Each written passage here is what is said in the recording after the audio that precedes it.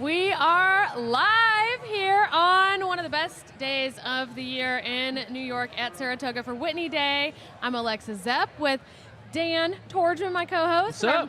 Already got a guest on set here with Ren Carruthers. Thank you so much. It's an honor to be here. It's good, Ryan. How you doing? I'm doing well. Got my Saratoga sunrise. Oh, I mean, I thought it was just water with a lemon. Yeah, exactly. No, we don't do that here. Not at Saratoga. In the backyard here, 4 Grade 1 races. We are absolutely locked in. The Whitney Stakes is obviously the big race. We also got the Saratoga Derby. We've got the 4-Star Dave, and we've got the Test. Yeah. The first race is the 4-Star Dave, race 8, coming up. Can't show you the races, so don't hate on us now. Just save it. But we're here to make money. So if you want to make money, you stay with us. You watch with us. We're going to talk about the races. We're going to bet. We're going to have a bunch of guests. You hang with us. You're going to make some money today. Absolutely. I mean, Dan, you've already been making money, right? Well, I don't know about that. I don't know about that. I've been trying to make money. It's been, it's been a little bit of a grind. But, there's a lot of other things to do around Saratoga. I've been trying to get around, looking around the track, scene setter. You know what I had here? I had the mac and cheese. How was it? From the mac and cheese car, which is a famous food truck here. Uh-huh. It was honestly fabulous. Fabulous? Buffalo chicken mac and cheese. 10 out of 10, 8 out of 10, 9 out of 10? Like a 8.2 out of 10. All right. Ren, what's your favorite thing to eat out here? My favorite thing to eat out here? Yeah.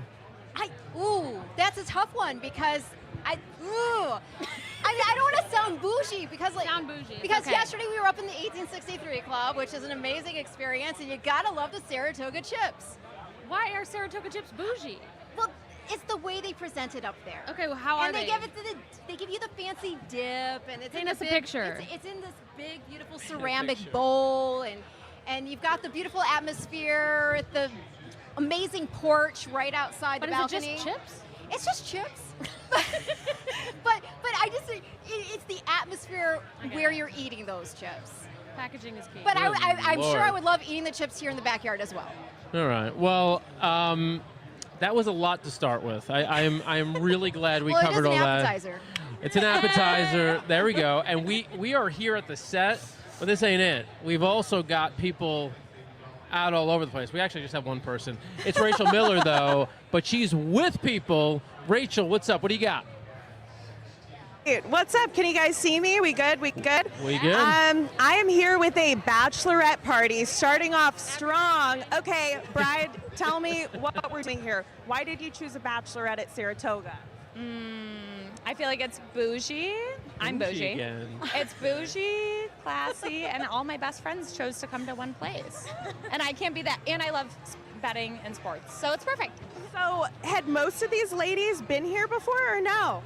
No, I think I'm the only one. Yeah, no one. I think I'm the only one. Oh, I love that. And obviously Whitney Day, the theme is pink. I'm seeing a lot of girls in pink, but we've also got a Princess Belle moment happening here. Was this part of the theme, part of the day? It just happened. We all planned pink because we were doing Pretty in Pink. And then all of a sudden, it just happened to be Whitney Day, so it worked out. Okay, I want to hear the craziest story of what's happened on the bachelorette party. It might implicate you as a bride to be the one to tell it. We just had to bong 3 beers with these dads, back to back, 3 rounds. We did 1, 2, 3, still bonging beers. And I was like, you got to get the match shirt off, take the match shirt off. So now if we see him out later, he has to wear no match shirt. But we bonged all 3 beers, so it was perfect. Atta girl. Can we get that to happen now? Can we see that? They're asking if Round 4. if the beer bong can be done again. No. Live. We'll do it on camera. Let's go. Let's do it. We'll do it live. Let's do it. Do it live.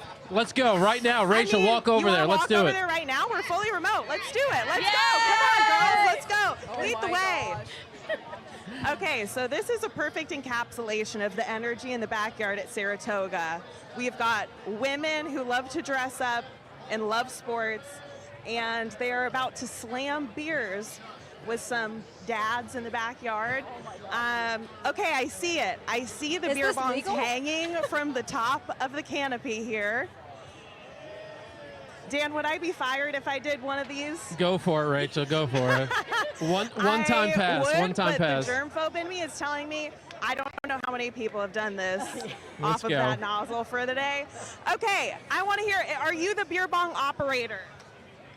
It's beer funnel, man. Beer funnel. Yeah, because we don't do bongs, because they're illegal. Are they? Clearly. I mean, we're in New York, but.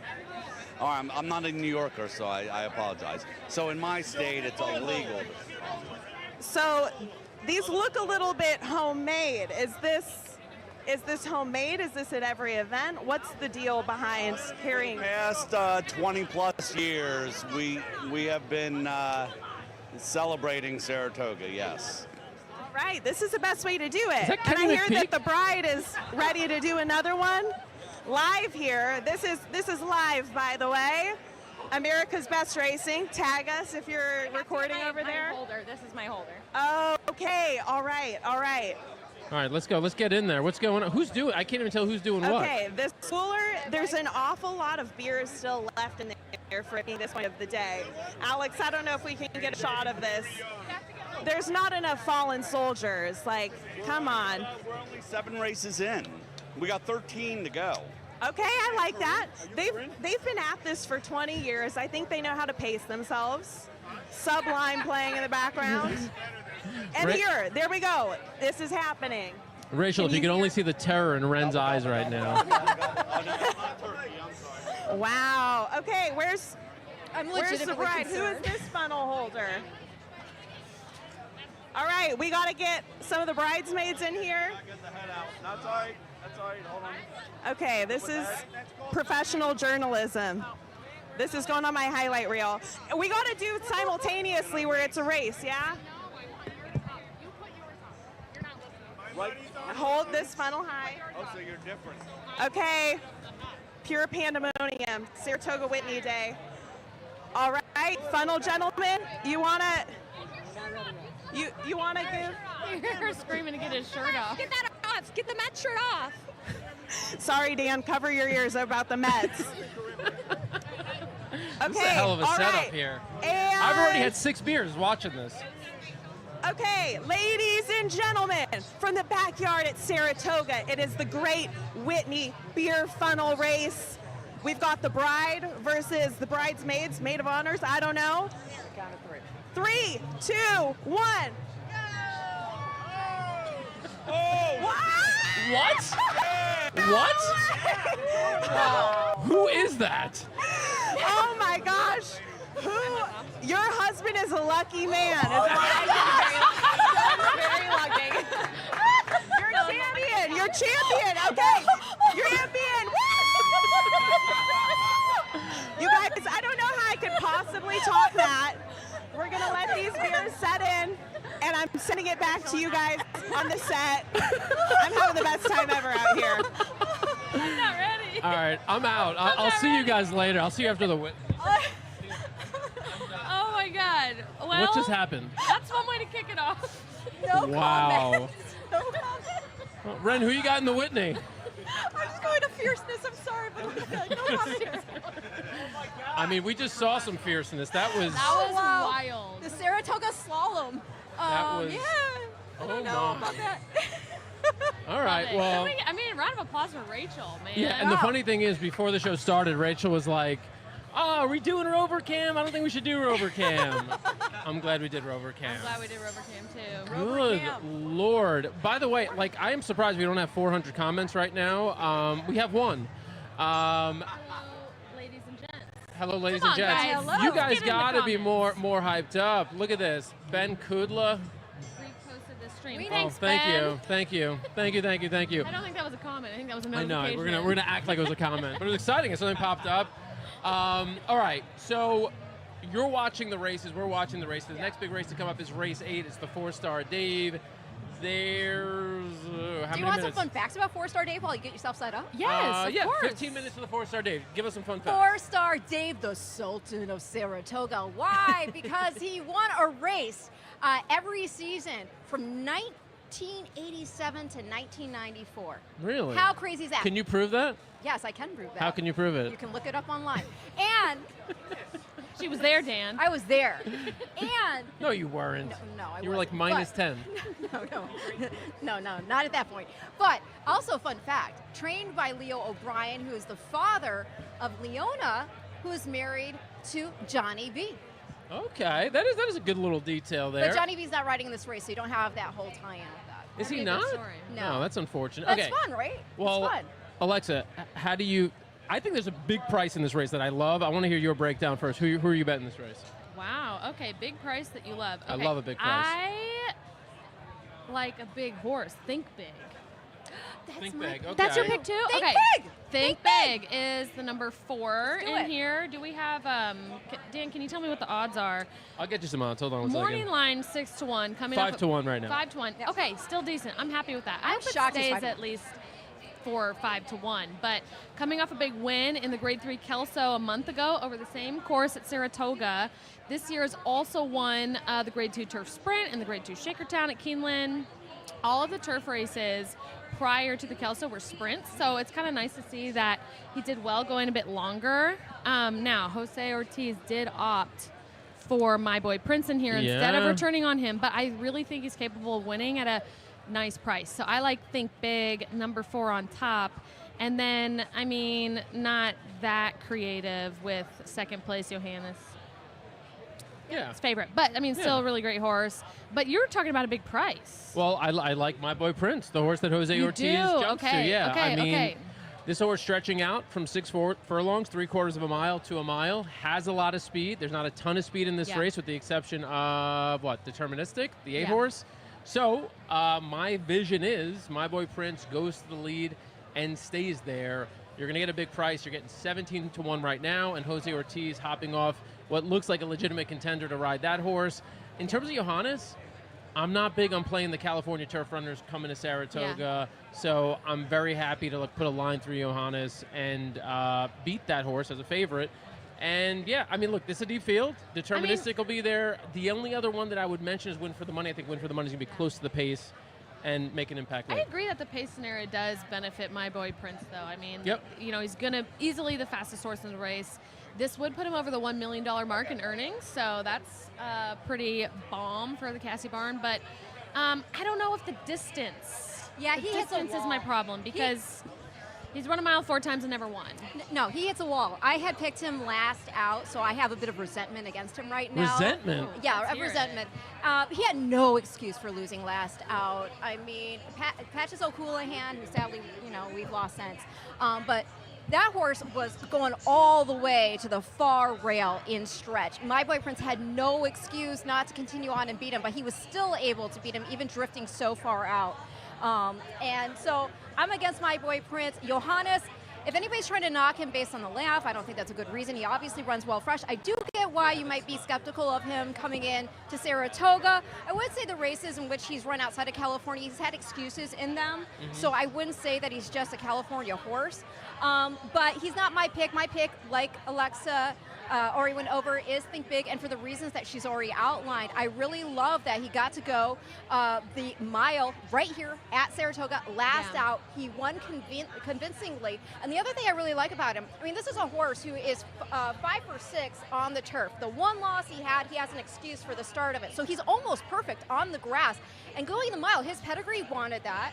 And not only that, he actually, where it says pause, I mean, that's such an understatement. There was a horse literally backing up into him in the middle of the race, and he still was able to kick on like that. And I do also like that he can rate whether the pace is hot, whether it's slow, it doesn't matter. That is a game race horse. So he's the pick, thinking We got big. it. Same pick, girl. Thinking big. Think Well, big. 5 to 1. You're taking action.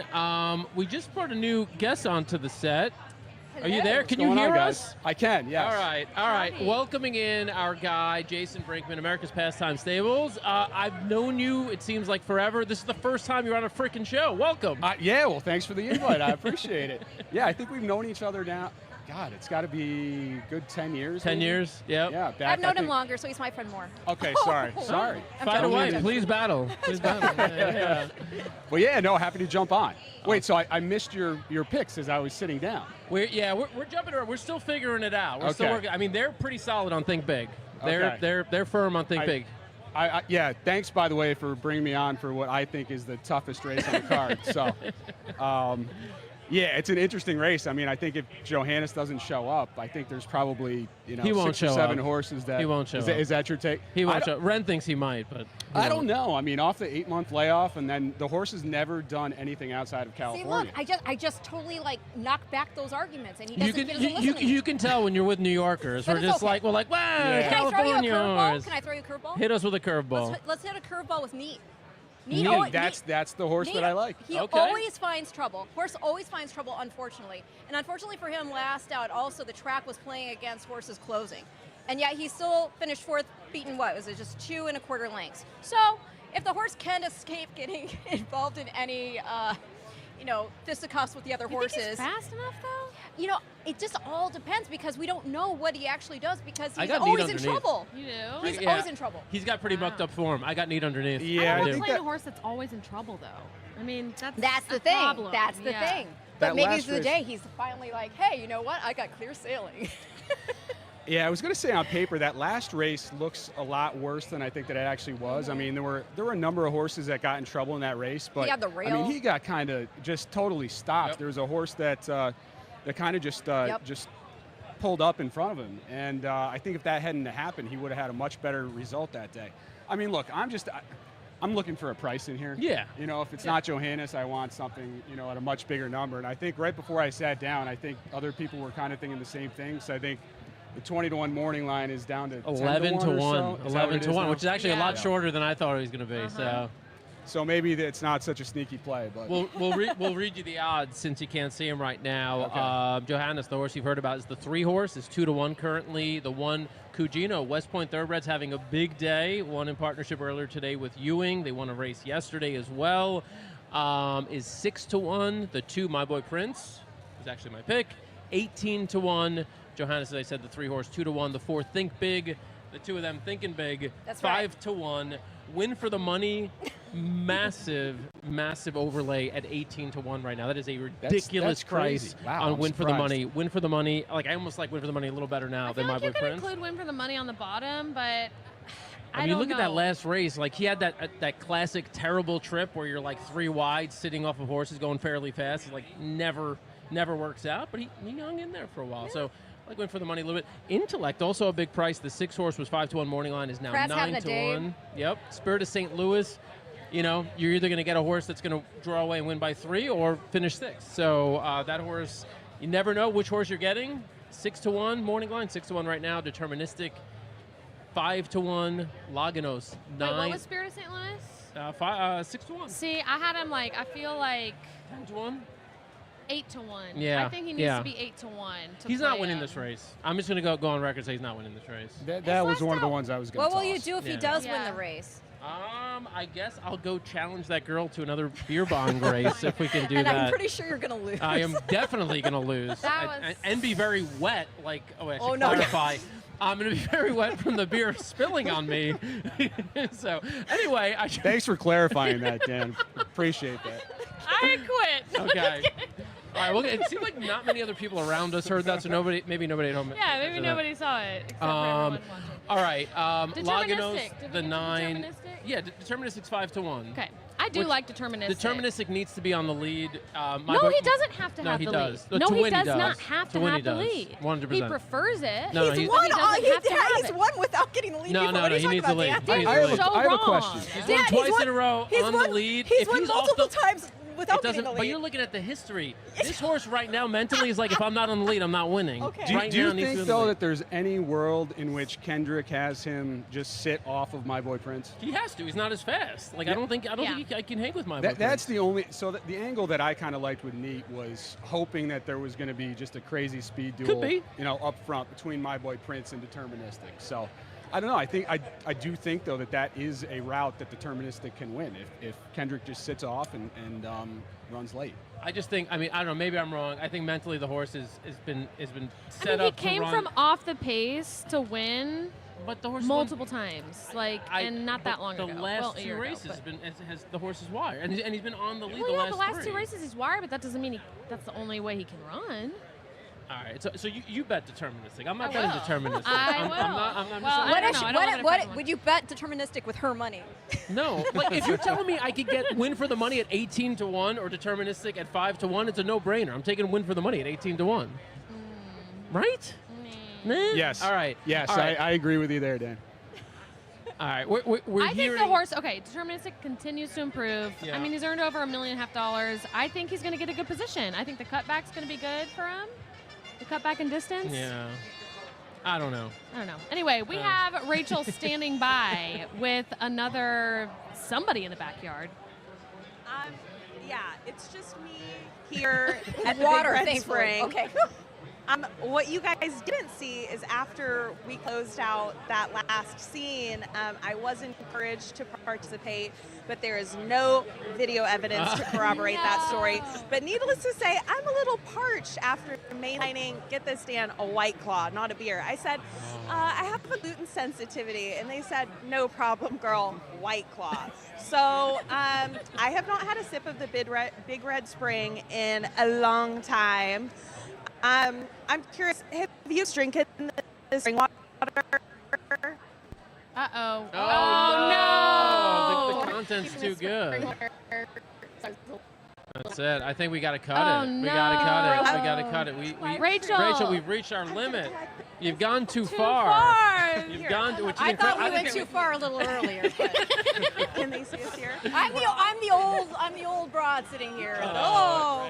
If I was wearing pearls, I'd be clutching them. Okay, but can we talk about the Big Red Spring? For those of you who Yes. don't know, You it's have to do it. disgusting. But you have to do it. You have to do I it. almost threw up, and I am not as sensitive. Like, I'll try pretty much anything, right? Well- but I took a sip of the Big Red Spring, You and had I was Burgoo like, in a thermos. I did have Burgoo in a thermos. Throwback to Keeneland. Well, speaking of, we've got 4 minutes to the 4-star Dave, which leaves us with exactly 2 minutes to show the audience a video of someone trying the Big Red Spring for the first time. Let's take a peek. Perfect. I'm Oliver Ross, Kid Reporter. I'm here in my favorite place. Let's go talk to people. Why do you drink this water?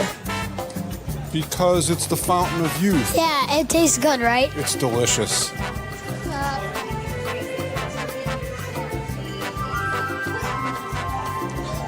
Tastes like this is in my rider.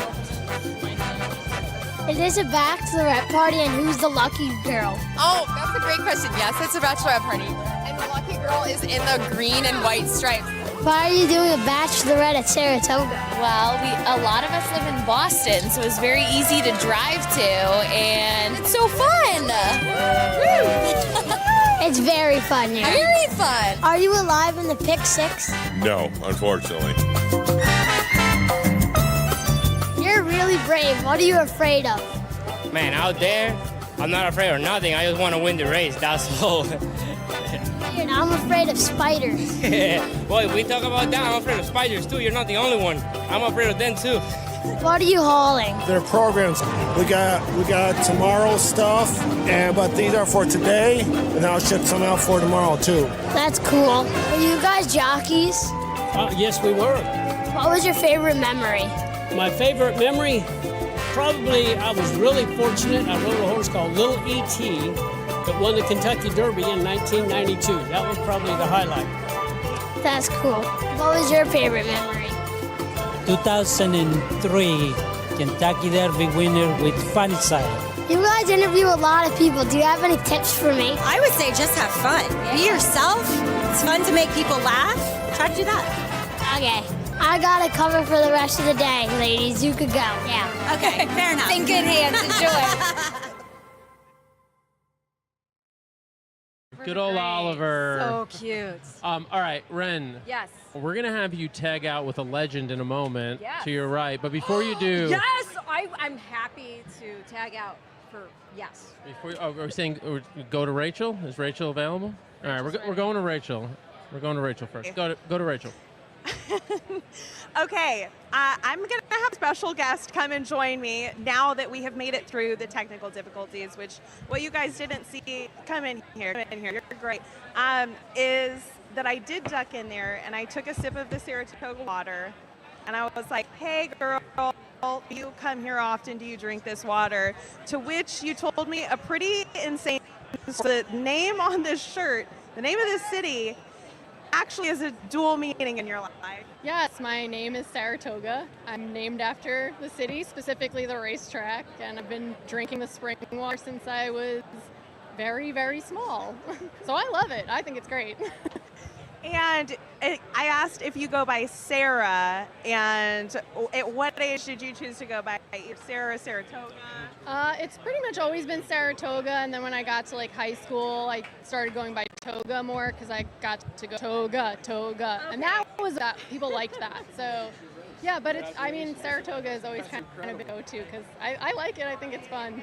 It's so unique and cool, and I hope that you must have never met anyone in your life with the same name as you. I feel like now I'm possessive over the name a little bit. Like if I did, I'd be like, we have to battle now because there can only be one Saratoga.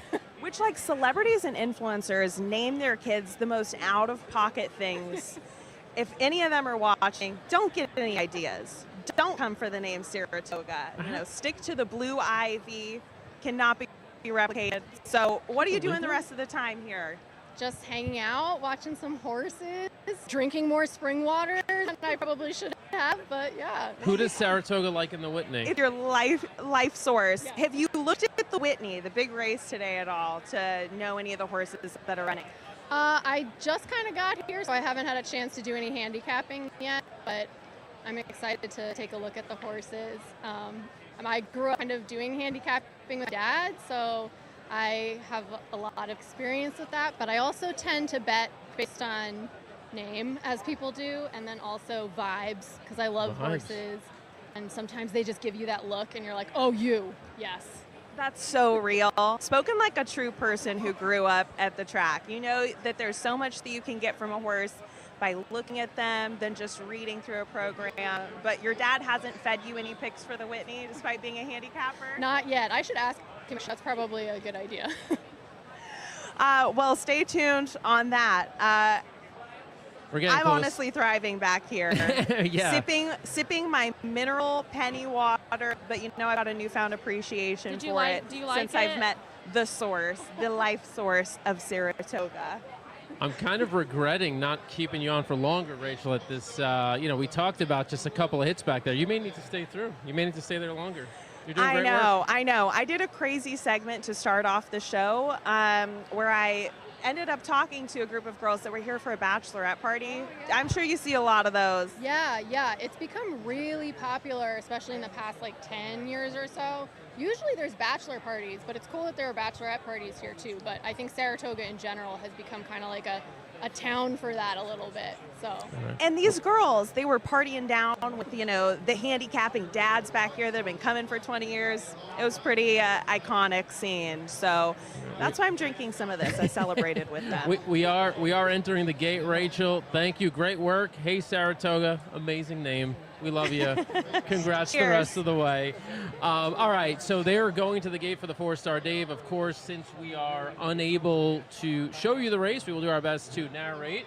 We also have 2 guests at the end of the table, one of whom is just completely ignoring we better us. pay attention They're now. just completely ignoring. It's all good. Hey, Ramon, how are you? I'm doing well, and I was very focused until Jason started talking to me. It's your fault, Jason. I'm sorry. Never again. Blame Jason. Yeah, when you win the ultra marathon that Ramon did, you can say these things and no one questions you. All right, let's watch the race. We're going to talk more about that in a moment. Jason, remind the people, who are you on here? I'm going with a 10 neat. Neat. Think big.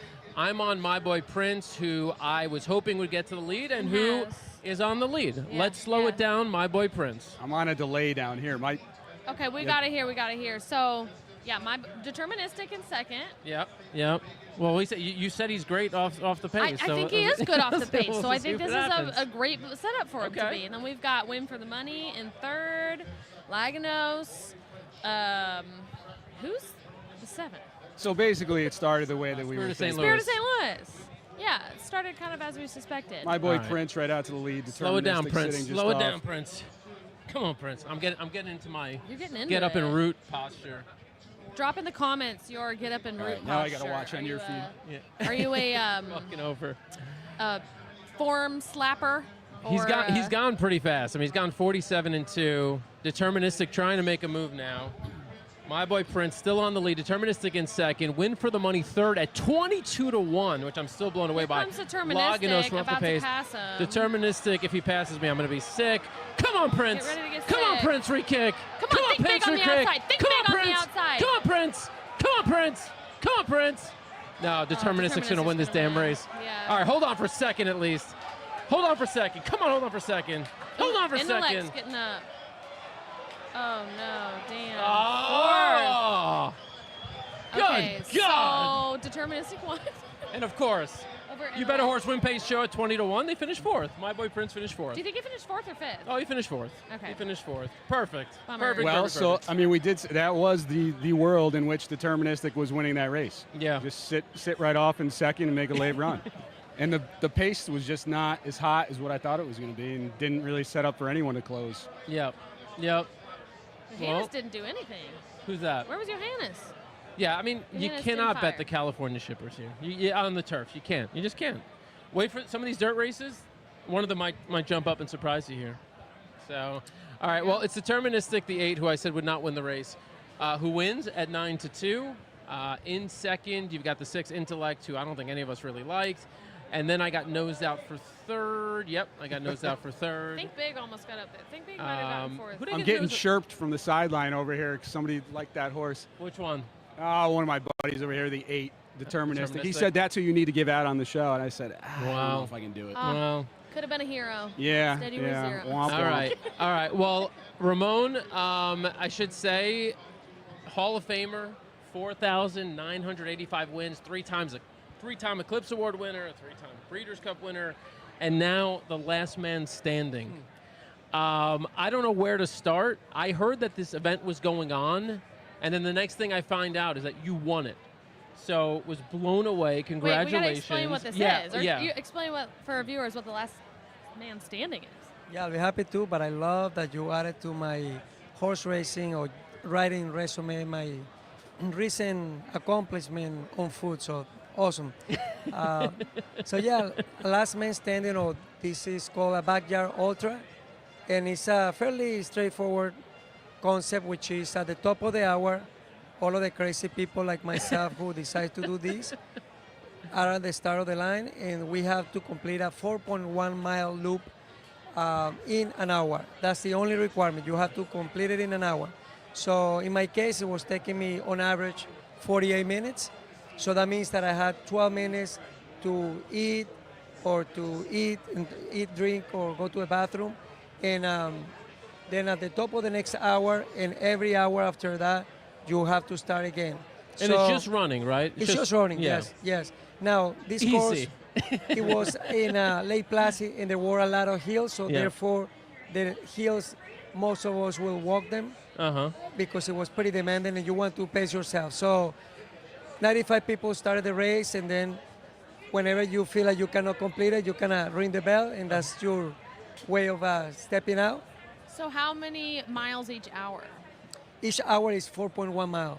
Oh, wow. Yes. Okay. And how many hours? So it took 27 hours straight for me to. Straight? Yeah. Mhm. So you didn't. There's So no it just sleeping, goes right? until To be your clear. Zero last one. sleeping. I didn't sleep a single minute, and just hydrating myself, and yeah. And Good Lord. it could keep going for days if people were still That's there. right. Like, Yes. oh my gosh. Yes. All right. Well, we've got some photos and videos here which you sent in to us earlier, Ramon. So what are we looking at here in this photo here? This is toward the end, or? That's, I would say, towards somewhat the middle of the race. Me finishing one of the loops. As you can see, it is all through trails.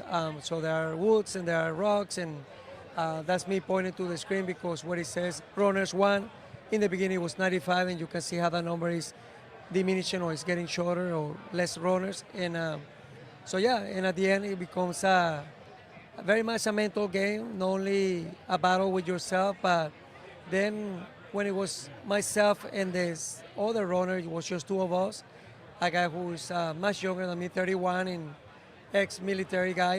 Wow. There were a little bit of mind games being played between us, and that was Wait, pretty tell us interesting. more. What kind of games? So, from the beginning, with your fellow runners, you can engage in conversation because it's somewhat of an easy pace. And how long have you been running? Have you done any ultra races? And I realized a lot of them have done a lot of ultra races. And also, how you feeling? I'm feeling well, or my shoulder hurts. So when we go for the first time together, I ask him, how you feeling? And he says, I'm feeling great. And I'm like, you are lying. Yes, I didn't say that to him, but I'm thinking to myself, There's no way. We have been running for a day. There's no way you're feeling great. So that was my slowest round. I was feeling it. So the next round, he volunteers to say to me, man, now I'm feeling it. This is tough. And I said, that's exactly what I wanted to hear. So right then and there, I had to come up with something to, I said, I need to break him mentally. And I said to him, listen, I know that you are faster than me. You're finishing quicker. Therefore, you have more time to recover. I decided I'm going to run the hills up and down. And he looked at me and said, isn't that going to break you? And I said, no, I'll be fine. And I'm like, okay, Ramon, time to go. So I went, and that's what I did. I went as fast as I could, and I went from 52 minutes to 44. Oh, my God. He was way behind me. But then when I got to my shed, I decided, I said, I need to do this again because otherwise he's going to call my bluff. And I went out there, and I did it in 44 again. So now when we go out again, I can see that he's frustrated. Where's my water, this and that? We went out. I went quick again. And as I am finishing, my wife and our friend is waiting with an umbrella because at that point it had been raining for 5 hours straight, like really hard. And she said, congratulations. He signaled to his team that he's done, he's not finishing. So I had to take an extra lap. They call it a victory lap. And that was one painful lap. It's funny because I knew that I won and everything hurt 10 times worse. And, but at the end of the day, it was really gratifying. Oh my God! Well, he said it's all about the mental game. I'm like, nah. 112 miles is also the physical game. Yeah, like, there's no way. There's definitely, absolutely. You need to be physically fit. How long did you train for that? I have been running for quite some time, and I increased my mileage for the last 2 months. But I realized that nothing compared to these guys. These guys have been running twice as many miles and different training. So yeah. Good Lord. When you talked about kind of like that, now you're like in the last few rounds, you were like, I'm going to increase my speed. Is that kind of like a rider's mentality where you kind of preserved yourself a little bit earlier and you're like, you know what, let me save a little bit of horse, and in this case you were saving a little bit of yourself for the end? Perhaps there is a little bit of subconscious care about pacing yourself and not really going all out. But I knew that I was taking a huge gamble. If we're talking about poker, I was putting all of my chips in to do this that fast because if he was able to sustain that, and then I found that he was actually feeling very well, I was the broken one now. I was not going to be able to sustain that. How many laps did the two of you do head-to-head? Head-to-head, we ended up doing 4, so I did an extra one. I did 5, but yes, 4 laps together, yeah. Was there like a big point in the race where you saw a drop off? Like how many people made it? Did a bunch of people make it to like 60 miles and then fall off, or? Yeah, that's a good question. Roughly around 60 miles when you see the number maybe cut by half. Yeah. And then when you get to 20, it's people who have been training pretty hard, and then those numbers take a little longer for them to ring the bell. Yeah. So yeah. Wow. It's incredible. That's so awesome. What did your body physically look like after this was done, like from head to toe? It's incredible because that's one of the things that I did throughout the race. I wasn't focused on everybody else. Up until it was 3 of us, I was kind of seeing, okay, how are these guys feeling? But I was always assessing how I was feeling. And even up to the last lap that I took that I was awful, I felt like my breathing and my heart rate was very calm. Okay. So, but my legs, especially my knees and my quads, were really in pain because the hills really put a lot of pressure on them. What did you eat as you were going along? So funny because as I was trying to do some research initially, being an athlete, I thought that I'm gonna eat a lot of proteins and something easy to digest. Like what? I was thinking that, but the girl you didn't even do it. Did some research, said nope, forget about the proteins. So it was clean carbs. It was a lot of oatmeal. I did some pancakes. I did wow. Yes, mashed potato, sweet potato, and a lot of electrolytes and sodium. I was taking sodium pills, 500 milligrams every hour. Oh my God! Yeah. Wow. That is unbelievable. I mean, Jason, you've done this plenty of times, so you can relate. Yeah. No, God, no. I don't even think I could run that many miles in a year. I mean, let alone 27 hours. I know I haven't run that insane. many miles in my lifetime, to be honest with you. So maybe on the elliptical a little bit. That's unbelievable. And Ramon, you were also this week. Obviously, it was Hall of Fame week. Always a big week. Tell us kind of how that was, the Hall of Fame inductions this year. And I know you were there and hanging out with some of the legends. What was that like? It has been an incredible last few days because for the first time, being the 75th anniversary of the National Museum of Racing and Hall of Fame, they were able to bring, I want to say, 30 Hall of Famers, jockeys and trainers. So this is like a high school reunion among contemporary Hall of Famers, but also old-timers, and it has been amazing. So we, right now, as we speak, they are still reunited here in the Club 1863. So after we finish here, I go back there and interacting with people. We were signing autographs, but also we had some private events, and so cool to hear these guys telling stories from back in the day. So I'm like a kid in a candy store. That's awesome. We were able yesterday to catch up with Stuart Elliott. Of course, Smarty Jones made the Hall of Fame, which was really nice. So we're going to show a little bit of video. Jason, we're going to swap out another guest. Before we let you go, do you have any pick in the upcoming race? What do we even have next? Is it the test, or what do we got? Or is it the Saratoga Derby. Saratoga Derby. And then the test. Saratoga Derby is up next. Yeah. Or give us your Whitney pick if you haven't looked at the Derby yet. Whitney pick? Yeah. I'll be honest with you. I'm still deciding a little bit. I think at the end of the day, I'm probably going to land on fierceness. Okay. I think the cool weather might. I don't know if this is just conjecture that I had heard, is that he's got some bleeding issues once in a while, and that the cooler weather might lend him a hand today. Mm-hmm. I don't know. I'm hoping that he just gets out, doesn't find himself early trouble, and has a clean run at it. I think the outside draw for him will help. So I think that's probably what I'm going to lean on top. Okay. I'll use some savers underneath, though. I mean, I think Sierra Leone's got a shot in there.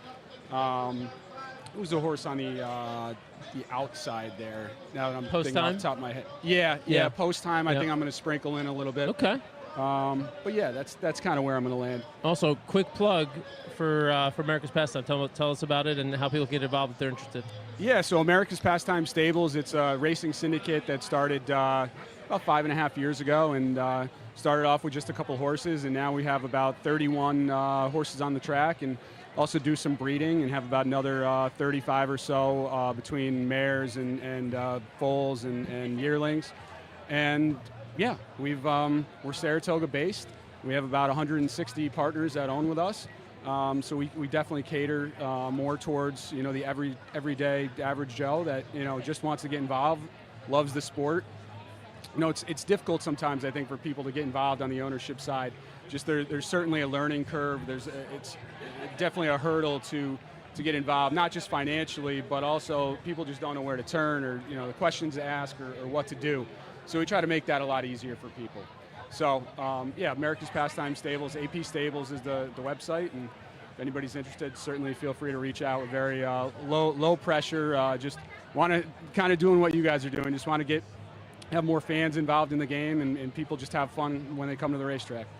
That's awesome, yeah. And speaking from firsthand experience, if you want to be in with good people, these are good people to be in with. So appreciate you taking a few minutes with us too today. Yeah, no problem. This is great. Thanks for having me on. Awesome. All right, so I mentioned the Stuart Elliott video. Let's take a look at that real quick. Off and running in Kentucky Derby 130. Perfect start for Lionheart. Straight to the front is Limehouse to send up the inside. I'm jockey Stuart Elliott. I am here for Smarty Jones, winner of the 2004 Kentucky Derby and Preakness. Came for Smarty Jones for the celebration of Smarty Jones into the Hall of Fame. And, it's a great honor, and I'm very happy that Smarty Jones made it into the Hall of Fame, and it's great. Just happy and excited to be here. He was a special horse, especially to me, I was the best horse I ever rode, won the Kentucky Derby and the Preakness on. So seeing the replays and, bringing back the memories of everything, it's special. It just goes to show you that you never know. You can end up you work hard, and do the right things, and you can get on. There's no telling what kind of horse you can get on and what you can accomplish. Smarty Jones is going clear. The unbeaten colt, Smarty Jones, is drawing away to win the Derby. Smarty Jones and Stewie Elliott going on to win. Smarty Jones goes on to win the Kentucky Derby in that big bonus by 2.5. Look at us. We had a full-blown set swap. But we are ready here. I was actually, for like 10 minutes last night, I'm like, do I introduce him as Topher, as Christopher? I'm a man of many names. Which name would you prefer? You can go Chris. That's fine for here. All right. I would have said Topher. Topher's good too. Whatever. Chris, Topher, D-Lo, any of the above. Chris DiLorenzo.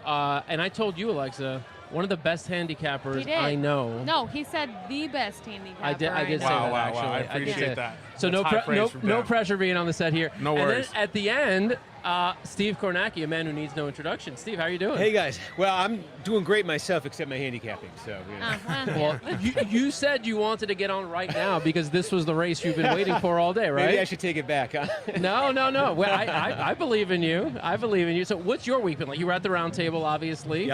Yeah, we got to do that, and usually I bring bad weather with me to places, but not this time. I mean, this has been incredible the last 2 days up here. If you want to do like a weekend at Saratoga or something, this is all you can ask for, what we've got here. It's been amazing. Before we get into real handicapping and really talking about these races, you've got to share your uncle's system because I want to start doing it because I'm almost at that level. I'm like, you know what? Nothing else is working. I'm going to do that. So I love to hear these. Holy cow. I'm not even. You see, I just Final looking. Gambit of 13. Yeah. Get out of here. I didn't even know that until. Until right now, and I just flipped this thing over. 13 system, real simple, extremely scientific. Go to your past performances, take the last 3 races that the horse has run in, and what place did he finish? They add the 3 together, and if it comes out to exactly 13, then you go to the window and you hammer that horse because you got a lock, my friend. And then, as you said at the round table, there was a study done, right? Which I'll let you deliver that. A friend of mine with too much time on his hand took 1 year, I think it was Churchill, one of the big ones, and looked at every 13 horse, on a $2, per, if you bet every horse $2, I think it was, $135 or something. So I took it to my uncle, the master of the system. He said, sample's too small. Just an entire year. It's not enough. That's great. Oh, my God. All right. Well, we do have the race that Steve mentioned he was excited for. I know you've got an opinion in this race. I know you've got a bigger opinion probably in the next race. Yeah. But let's just start with this race. Obviously, actually, I thought the big favorite was going to be Hot as Hell. 7-5 morning line, now 3-1. Final Gambit is the favorite right now at 5-2. No way. In the win you pool, told yes. too many people. Oh, my gosh. Listen, I mean, you got me questioning it now. Now what do you do? The whole idea was this was value against a euro. Yeah. Now the euro's value. Insane. Yeah. Well, I think it's important. A lot of sharp handicappers will know to kind of look at the pick 3 will pays instead of just the win pool. So if you take a look at that, you will see the 7 is definitely the low in that will pool. So expect the win pool to change a little bit. But yeah, any early money is definitely a good sign that at least the horse isn't dead on the board. So, but I don't think he's going to end up the betting favorite by the time the gate opens. No, that's good news. I mean, I wonder how much of that is just Pratt's having a pretty good day or almost won that last one, right? Maybe there's a Pratt tax here or something. Pratt tax. You want to run through these odds? I don't know if there are any other surprises here to you. Okay, so we've got number 1 Capitol Hill at 12-1. Juliet. Yeah, that works. Was that good? Yeah. The number 2 horse from Ireland at 19-1. Pretty in line with the morning line. Then Final Gambit now 5-2. Unbelievable. Tistastic 14-1. Test Score 5-2. New Century 7-1. Hot as Hell 3-1. Tiberius Thunder 25-1, and then World Beater 9-1. So honestly, everybody's pretty in line with their morning lines except for Final Gambit and Hot as Hell. But as Topher burned you a little bit there when he said, well, the smart handicappers look at the big rainbows, Dan knows that. So we might see that shift around and Hot as Hell still go off the favorite. But New Century just jumps out as 7-1, New Century. I mean, that seems ridiculous. The horse was the betting favorite in the last race for Yeah. sure. Seemed to kind of be like the wise guy horse going second time in the U.S. And is definitely getting lost a little bit on the board. I just think people kind of saw that last race where he just really was in perfect position, got a great trip, and just completely kind of flattened out. Yeah. And they're kind of letting that probably get in their heads a little bit when it comes to the betting windows. What do you think? To me, this is a 2-horse race on the pick 5s that I'm still alive in. Okay, There were several that we got knocked out last race, but I did have a few with deterministic on there. So the pick 5s that I'm still alive in will just have the 5 and the 7. Okay. I thought the 7 has been running against, tier 1 competition in Europe, is obviously a Group 1 winner at 2. A lot of the horses who placed well in the last few races this year, would be 1 to 9 in this spot, so to say. So there's a strong chance I think you could see the 7 really be the class of this field. But then Test Score as well, I thought was a must-use. Is the best, I think, U.S. horse in this field, has the ability to show tactical speed. And when I handicap a race, the first thing I look at is the pace. Mhm. And in this race, I thought in particular, it kind of lacked the obvious pace horse.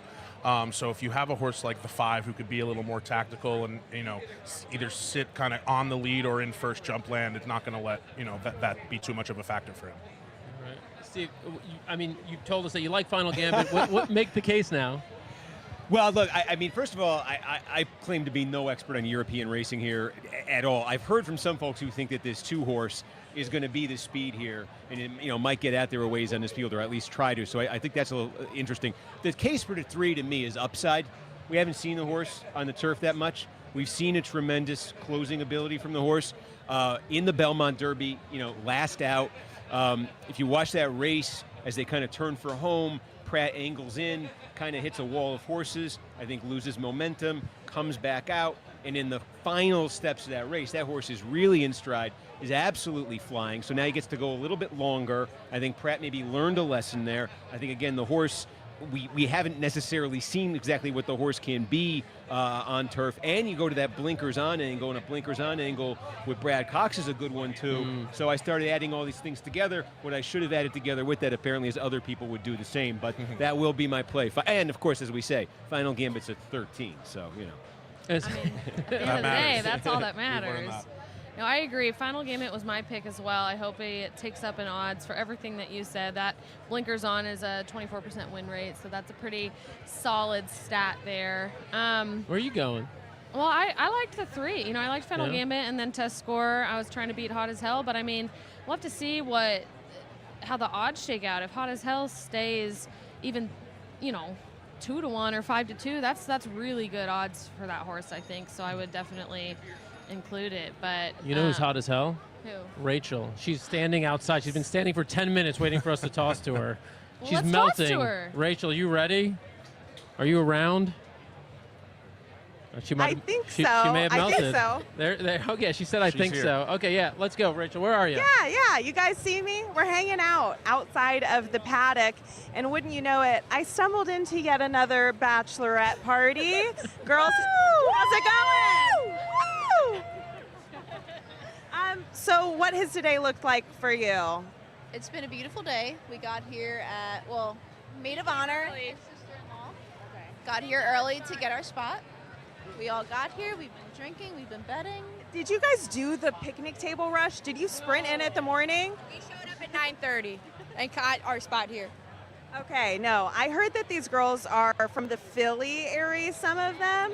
So so they are some diehard sports fans. And I heard you guys talking about this next race, and it sounded like one of these ladies at least agrees with you. Tell us about the horse you're rooting on.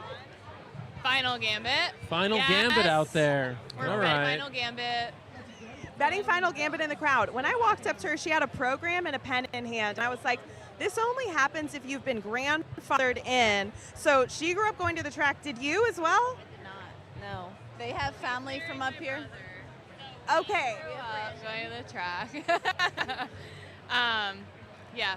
Any best memories from that time? Just this. It's just good vibes all the time. Everyone's friends. It's fun. It's a good chill vibe. In all of your years here, or maybe even today, what's the craziest thing that you guys have seen out here?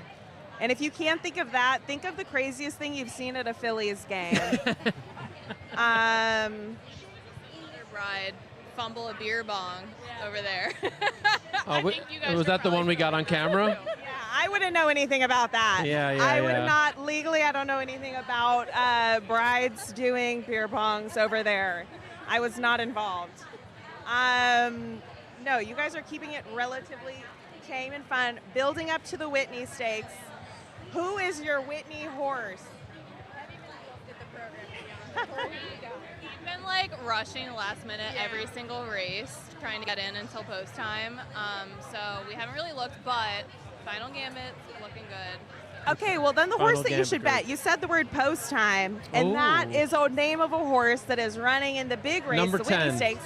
He's gray, just like Final Gambit is, and he has a very, very spicy personality. Number 10. Tell them number 10 in the Whitney. Number 10, number 10. You guys should bet him. You guys should bet him, please. Any final words from your husband here? What would he say to us? Brandon would say go Birds. He would always love us to win money, bring some money home for the wedding. All right, I like it. I like it. He's keeping it clean cut. I mean, thank you, ladies. Enjoy, enjoy. I don't know what else we have to see back here. Rachel wants to get into trouble. I can Bring see the her. next I can see her Bachelorette looking for party. action. Wandering around. Okay, Rachel, what are you Rachel. guys doing? What are you What are you guys guys up doing? to out here? Are you guys betting on horses? We sure are. Are you winning bets? First race won. Second race, I got here like later, but second race was a little rough. But first race, I was proud about it. And you're old enough to bet, like legally? Absolutely. Okay, great. I see a couple mustache hairs coming through. It's looking Shaved yesterday, but you know, I didn't mean for it to be pointed out, but yeah. Shots All right, heck yeah. You guys, are you winning bets too? Oh, yeah. I've won all day. Who does he like in the next one? I mean, okay, I'll let you finish that, Dan. But question, did you guys get your haircut inspo from a guy named Griffin Johnson? Of course, I love him. Yeah? Have you seen him here? I've seen him all the time. I mean, this could be a doppelganger contest. You know how they do that in cities now? Like a Timothy Chalamet lookalike contest? This could be a Griffin Johnson haircut contest. I like it. Who's pulling it off the Okay, best? Who's really pulling it off? What was that, Dan? Who's really pulling it off? Who's pulling off the look? Okay, are we asking the set who has the No, most? we're asking you to judge who pulled it off the best. I mean, this is just a blonde rendition over here. We can't forget about that. Okay, okay. Of course, blonde and beauty, man. Okay, Whitney, the big race today. I see one of you got the pink memo. What horse are you guys backing? Have you looked at it? Johnny V. Johnny V is going to win. Johnny V is the GOAT. Johnny V is the GOAT. I love you, Johnny V. Johnny V, if you're watching this, he's got us. I love you, Johnny V. I've watched you every single race, Johnny V. I love you.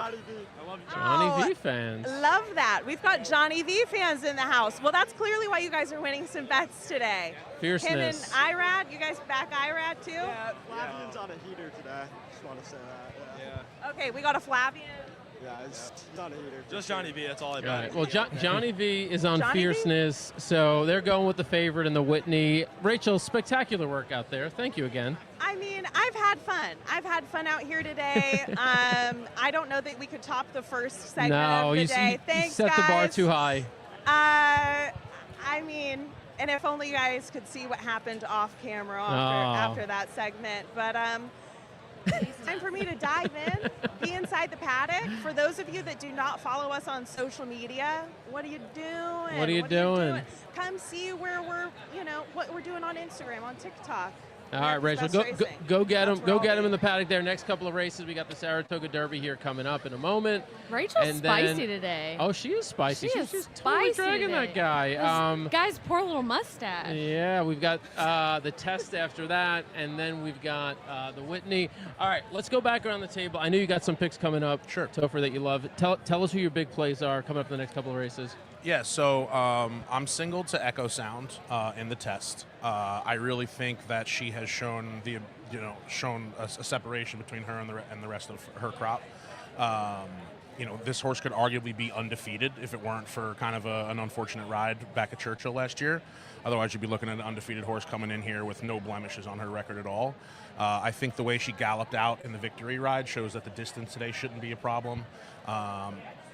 There's some chatter about this horse being a potential bounce candidate, but I just don't see that happening. I think she draws a great post to be able to use that effortless gate speed to kind of sit off the 5 or at least let Louis, take a peek inside and see what's going on. So it's hard for me to get off the horse when my speed figures say that this horse is a standout, and I think the post and the way the race is going to play out points me in the direction of this horse as well. I've seen that look in this man's eyes before. Do not ignore anything he just said. I've seen that look. Do you have anything else coming up later on that you're really feeling good about? Well, I'm not feeling good about much right now. we could talk in a few minutes here. But I'll tell you, I've given you this one. I'm going to have 2 in the test after this, and then it's all going to go into highly, highly original and creative fierceness. Yeah, okay. The big one. Okay. Topher, you had one more pick later on, didn't you? Yeah, so I'm in the Whitney itself, I'm definitely going with Sierra Leone today. Okay. I think that this is a horse that needs the right setup and is going to get it today. Obviously, there's been a lot of talk about Chad Brown entering his second horse to be a rabbit. I think you're going to see some speed out of the 8. I think you're going to see a lot of speed out of the 4. And then obviously Fierceness wants to be forward and is only going to add to that. I think this horse has been pointing to this spot the whole time. Got a lot of that race, got a lot out of the last race, the Stephen Foster. And I think all systems are go today for Chad, who's already had a really good day. I saw him here with the camera had him on with his son before, who was looking sharp, suited, and booted. So when I see that, I think he's expecting to get it done today. Do you does that factor into any of your handicapping? How people are dressed at the track? That might be a new angle I should try. The way. Pair that with the 13. The 13. And run Put some those stats together. on that. Correct. Yeah. Yes. See how it does. So it's post time right now. Horses Final game, it's ticking up. Coming up to the gate. He's 7-2 now. You feeling better, Steve? 7-2. You'll take that? Yeah. Now what's the 7 at though? I can't. 7 to 2 to 1. 2 to 1. Okay, that's a little I'm bit gonna more put like these it. two in an exacta. That's what I'm gonna bet. Now we can't show the race. We're gonna watch the race. You want to watch this race with us? Okay. And what? She said it's the one. Yeah, that's my. I heard you say you're doing the exacta. I'm doing 3-7, 3-7, 1/3. Let's go. Let's go. I'm doing this. I'll play it with you. Okay. And are you playing? You just letting your pick 5 ride, or you playing tickets? You playing? I played a late pick 5 as well. Okay. Singling Echo Sound in the next race, Okay. and then one horse in the. If anybody's sticking around for the last 2 afterwards. We can totally do that. Let's do that. There's a horse in the race after I love the this Whitney. Man. I mean, come on. He's so convincing. The way he's. Okay, what do you do in I'm life? in sales. I was gonna say, you are a salesman because I want to bet your picks now. Yeah. Oh my goodness. Is there a little? Oh yeah. So the race after the Whitney. Sorry about that. I like the Marcassi horse, number 5. Okay. I think that horse is a stake. I think that horse is a stakes quality horse and getting the right spot. Kind of getting that drop down today. I really like the cutback for that horse as well. So I think I believe it's 8 to 1 on the morning line. I don't have it in front of me, but I think you'll get a pretty good price on that horse. And that's race 12 race or after the 13? Whitney. Yeah, 12. Yeah, Okay, 12. Race 12. All right, so we are going to live react here to the Saratoga Derby. The test is up next. Remind people who's winning the test. Well, that was you, Topher. You were as Echo confident. Sound. Echo Yes. Sound's Echo winning Sound, the number test. 6. Don't Echo look at Sound. Steve. Unless you want to play I a got double. somebody else. I'm sure he's right. Okay, so they're in the gate. Almost all in the gate. And next shifts, we've got Will Walden coming up. We've got Eleanor Wolf coming up. So hang with us. We've got great guests coming up in a moment. Bring them on together. We could bring them on together.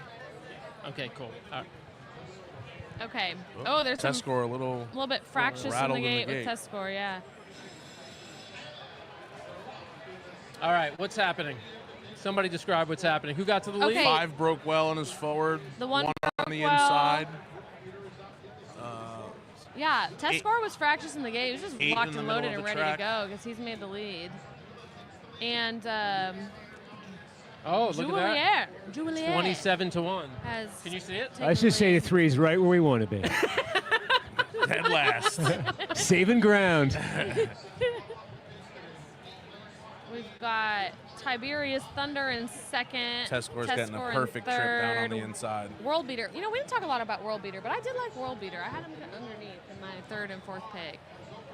And then Capitol Hill, Tistastic, New Century, Hot as Hell is at the back with Final Gambit. The 2 we talked to most about are sitting at the back for now.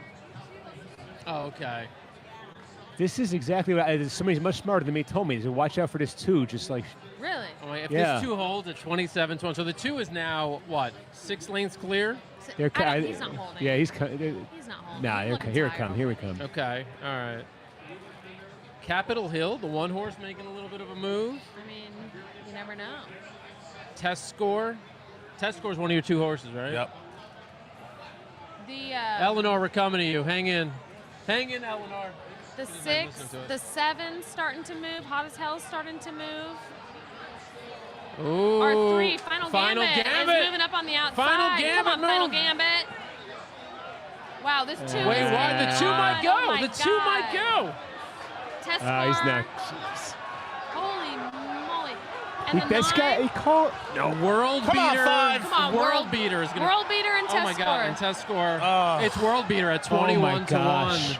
Wow. Oh, no. With the 2 holding Shit, the 2 second. got second. The 2 got Oh, my second. God. Okay, so it came 9 World Beater at 11 to 1 over the 2 Juliet at 27 to 1. This was a couple of minutes ago. Somebody put I World put it Beater up in the there. chat. I did You put it did? up there. Look at that. Let's talk Great because I call. Great call. did like World Beater. World Beater was my 4th pick in here, who was just improving, like kept improving every race. And Can we get a close-up on Steve's face? He was like, huh? Really? Wow. That was unexpected. Quite. That was he unexpected. had good progression coming in for the day. What's that? He had like a good progression coming in did. today. I thought he was likely to improve. That was an odd The race, distance though. was a plus. That was, yeah. That's an odd race. I'm surprised the 2 hung on so long. All right. Well, Yeah. where do you go from here? What do you do now? We re-rally, play late pick 4 with You're hammering Echo Sound? probably so. Okay. Maybe a little double with Sierra Leone in the next. Okay. Something All right. Like that. Steve, we'll see you at the bar. You got to buy after that. All right. Our guys, Christy Lorenzo, Steve Kornacki, thank you guys both for popping in with us. Thank for a you few so minutes. much. Good At luck Giddy the Up rest of the Bets, way. thank you. Oh, yeah. Shout out Giddy Up Yeah, Bets. shout real out quick. Giddy Up Bets. I've been working with my cousin, Mark DiLorenzo. We do a great job. We try to put in all the work that we can so you guys can enjoy the day. So follow us on Twitter, subscribe, at Giddy Up Bets. Thanks, Dan. Appreciate it. Let's go. All right, Giddy Up Bets. The next segment coming up will be coming up after this video that we're going to play for you. This video is going to set up what you see next.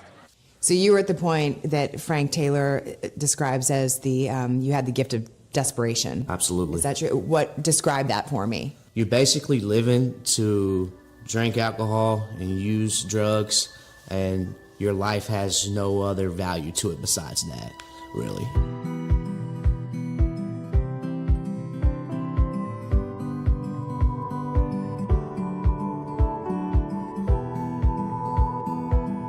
Our reproductive vet, he's going to come in and he's going to palp a mare, and he's going to check her ovaries and see where she is at as far as breeding wise goes.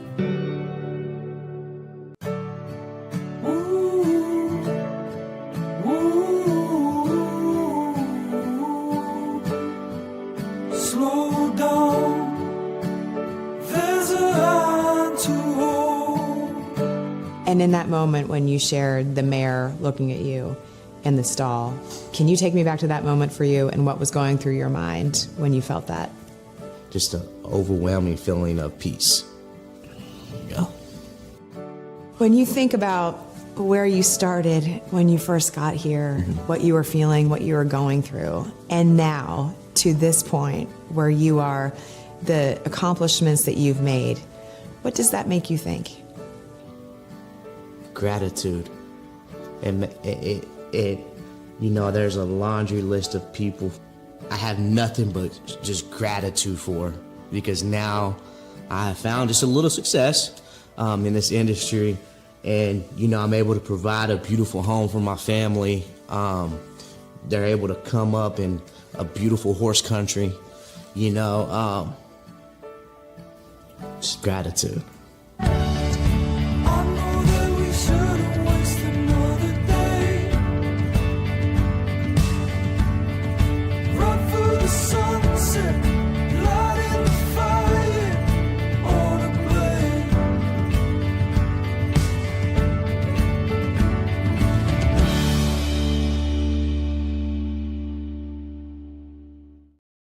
Absolutely love that video. Love that entire series on stable recovery that you can find on americasbestracing.net.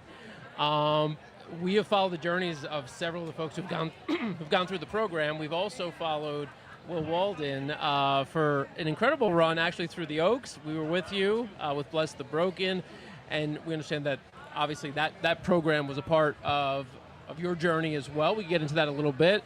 Eleanor Wolf is also with us here. We've been following all the Starlight runners through the spring and into the summer, so we want an update on those horses. But welcome both of you to the show. Thank you so much.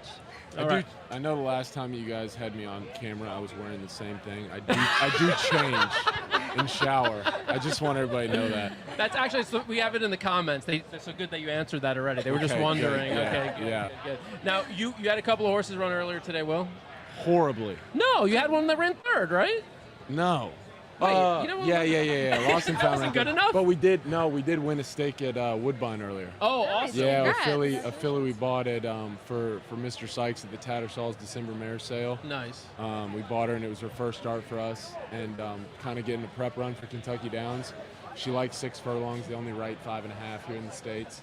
So we sent her up to Canada, and she won. That's awesome. Yeah, it was great. Do you ever go up to Canada? No, because of no, I'm not allowed in the country. Oh, you're not? No. Okay. I'm a felon. So. Okay. All right. Yeah. Well, let's get For in. bad behavior. Yeah. Oh, I didn't know. Yeah. Okay. Well, that's It's a legitimate excuse. Yeah. Well, you obviously are you've been very open about your story. So. Well, I don't know what else what else I would say why I'm not allowed in Canada. Yeah. You know. Yeah. I figured just. No, be honest that's good. About it. No, well, and you have been, and you've been gracious enough to let us in and capture a lot of it along the way. So just take us back a little bit and tell us about what happened before you got into training and how you got into training ultimately. Yeah, no, just kind of I left high school and was on a basketball scholarship to a small school in Kentucky, and just really had no interest in being a part of a team or being a part of school, or really didn't know what I wanted to do with my life, and just fell in with the wrong people. Picked up drugs and alcohol, became kind of a mainstay, just partying all the time. And, it turned in, I physically got addicted to it, and it spiraled out of control really fast. It was a 12-year drug and alcohol addiction. I mean, not to any one specific thing. I was pretty much an equal opportunist, and landed me in some really bad places. Almost lost my life a couple times. A lot of hospitals, a lot of jail, a lot of treatment and rehab. And I don't know. I was talking to a couple guys that are in stable recovery about it the other day. They helped us. We moved our horses up to Turfway the other day, and Christian is kind enough to lend us a few guys, and I was driving them back to Lexington from Turfway. It's about an hour and 15-minute drive, and one of the guys asked me like, what made it stick this last time? And I don't really know. What I told him was, I finally got honest with myself, and it was hard to do because honestly what I was not a good person, and done a lot of bad things, and it was shameful, really. But if I didn't take the hard, honest look at it, which is what I was told to do, then change couldn't take place. Because you can only change something if you know what it is, but if you don't know what it is because you're not being honest with yourself, you can't change it. Does that make sense? Oh, 100%. So I checked into stable recovery, and I never looked back. I did what they told me to do. It was simple. I got up and I didn't think about what the future held. I didn't think about training racehorses. I had a job at Wendy's, and I thought about making sure I got my butt there on time in the morning, and that I showed up and I was there for my teammates that were there, and I worked hard, and I took it. Sometimes I broke it down to an hour at a time because that's all I could manage, and then it turned to 24 hours at a time. Those 24 hours turned to weeks, weeks turned to months, months turned to years. I got this wonderful opportunity to get we bought some really cheap horses at the sale, horses that were not supposed to make it, and a guy named Mike Lowry, who was on that video, and a guy named Tyler Maxwell. Neither of them had any horse experience. We broke all the horses. In turn, I had to break them because they didn't know anything about horses. We got them to the races. we were lucky enough to do well enough with them that it garnered some attention. We got some outside clients, and it turned on to a full-fledged business, and we're into our 4th year now, and rocking and rolling. I met a beautiful girl on the way named Tessa, and I married her. She's blessed me with 2 beautiful children, and I don't know, life is just, I didn't think it could be like that. I didn't have any hope. I never thought it was in the cards for me. But when you get out of the way, you decide to take a hard, honest look at yourself and trust God and others with the process and trust the process itself, anything can happen. It's awesome. That's absolutely awesome. And you know, the one way we know, because we're in marketing, we do a lot of content and all that we know that your story is resonating is because we have this influencer, Griffin Johnson, that we've been working with, and everybody knows about him in horse racing, and we've posted all these videos, and they've performed really, really well. But the video that got the most views on our channel this year and the most comments, the people connecting with the story, was yours. Sure. Well, I appreciate that, and I'll be honest, like, and this sounds kind of harsh, but I really wouldn't be this vulnerable and open with you guys. Like, I don't really have an interest in broadcasting me all over the place. I want to kind of stay in the background. But the people who helped me get sober said the only way you can stay sober, the only way you can keep what you have is by giving it away. And you've got to open up. Like, there were people that were open and honest when I was trying to get sober that would come by Stable Recovery, that were living lives, that were living successful lives, that were in business, that were doing whatever, lawyers, and they would come by the house, and I had this, you know, I saw that there was success in this. I saw so much failure, mainly in my own life. And so the only reason why is because it's got the possibility of helping one guy, just That's one it. person. That's it. It's worth it. Yeah. Thank you. That's awesome. Well, we thank you again for joining us on the set here and for sharing. As you said, it doesn't feel comfortable, doesn't feel great, but you do it because you know it can make a difference, so we appreciate that. Eleanor, kicking it to you. We've done a lot of video, like you are yet to go viral with us because we need to capture a winner with you. I know, we've had the worst luck. Every time we have a camera on Eleanor, not good. Well, we did win with Rodriguez. Who was running in a completely different state at the Well, time. you don't have to mention that. Yeah. how are all the boys doing? How are The boys are doing really well. You know, goal-oriented ran fantastic in the Haskell not too long ago, so he's been training on very well, and hopefully he will come over to Saratoga at the end of this month for a very big race that starts with a capital T. Which would be great if all goes well, you know, fingers crossed per usual. But yeah, and then Madacat Road, he ran an absolute cracker in the Woody Stevens. And he ran huge. Yeah, huge. We were very pleased with him. I thought he was going to bring it home, not going to lie. So we're going to hopefully aim him for the Alan Jerkins as well. So big 2 boys on a big day at the end of the month, hopefully. Yeah. So. And I saw a recent feature on Star Ladies, you guys are doing things a little differently. Tell us about that. Yeah, no, we Star Ladies, we did a big rebrand and restructure earlier this year. We focus now purchasing primarily 2-year-old fillies in training. But before we did that, we purchased yearlings, and one of those fillies was Sunset Sizzle. And so she won the other day at Saratoga, and it was a win of first for us. It was Lindsay Schultz's first win at Saratoga, which was fantastic to be a part of that. Not only that, but it was actually our first time with Starlight and Star Ladies co-owning a filly together. Oh, nice. So it's the first time we got to do that and have a winner. So it's great winning at the spa if you can pull it off, for sure. It's a tough one to do. I mean, this is it, right? This is the place to be. Yeah. Are you, is this your favorite track?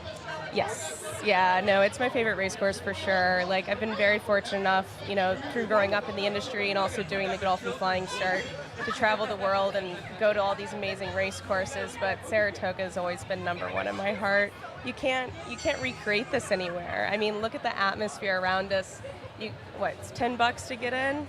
You can bring your own drinks, you can bring your own food, you can bring your family and friends, and it's all super casual and fun, you know?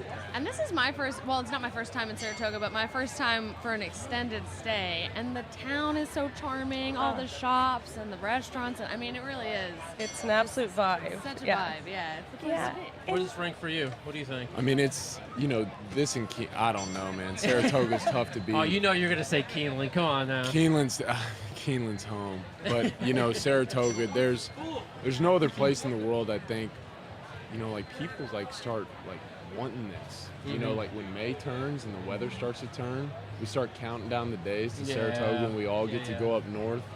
Yeah, well, sure, we had 3 opening weekends this year. It's great. We sure did. But no, this this atmosphere, this is why we love horse racing, and the people come out and they show their support and how much they love it. I mean, this place is electric right now. Yeah, and to that, the community around here, everybody is so excited, all the locals to come out here and actually be able to go out for the summer. It's a great vibe and a great town, and to be fair, the community is even better. And underrated for the food. It really does have some good restaurants here. Amazing. What's so your much favorite? Italian food, though, just gaining weight, 3 pounds a day on average. Pack it on. It's There was unbelievable. a band playing up there with a bunch of old guys in duck shirts. Oh, yeah. Matching duck shirts. Oh, yeah, those Playing guys were folk awesome. music. I mean, there's nothing like it. You got to go for a boogie every once in a You while. gotta go for a boogie. Before we let you go, we got to do 2 things. First, we need your Whitney picks, and then also I want to let Christian on for a second, just because I know he's such a big part of you and everything you've done. So, first of all, Whitney picks. I'm going to go Ladies Sierra first. Leone Okay. For me. I'm going to go Fierceness. You guys chalk. Come on, give us something exciting. I don't even know who else is in it. I don't care. Todd, all the way. I'm Team Todd. I work for the guy. He's the Eleanor, best. you want to give us a long shot? Dude, I don't really gamble, so I'm the worst person to ask. Who's your pick? Who's my pick? Yeah. Probably Fierceness. Okay, yeah. Come on. There we go. Yeah. True I got facts. nothing. All right, Christian, come out here. Here, you want me to bump out? Sure. Yeah, he'll join us for a minute. Eleanor, thank you so much for taking a few minutes. here. Thank you, Appreciate you. Team Naira, 2 minutes. 2 minutes. 2 minutes. 2 minutes. Come on in here, big guy.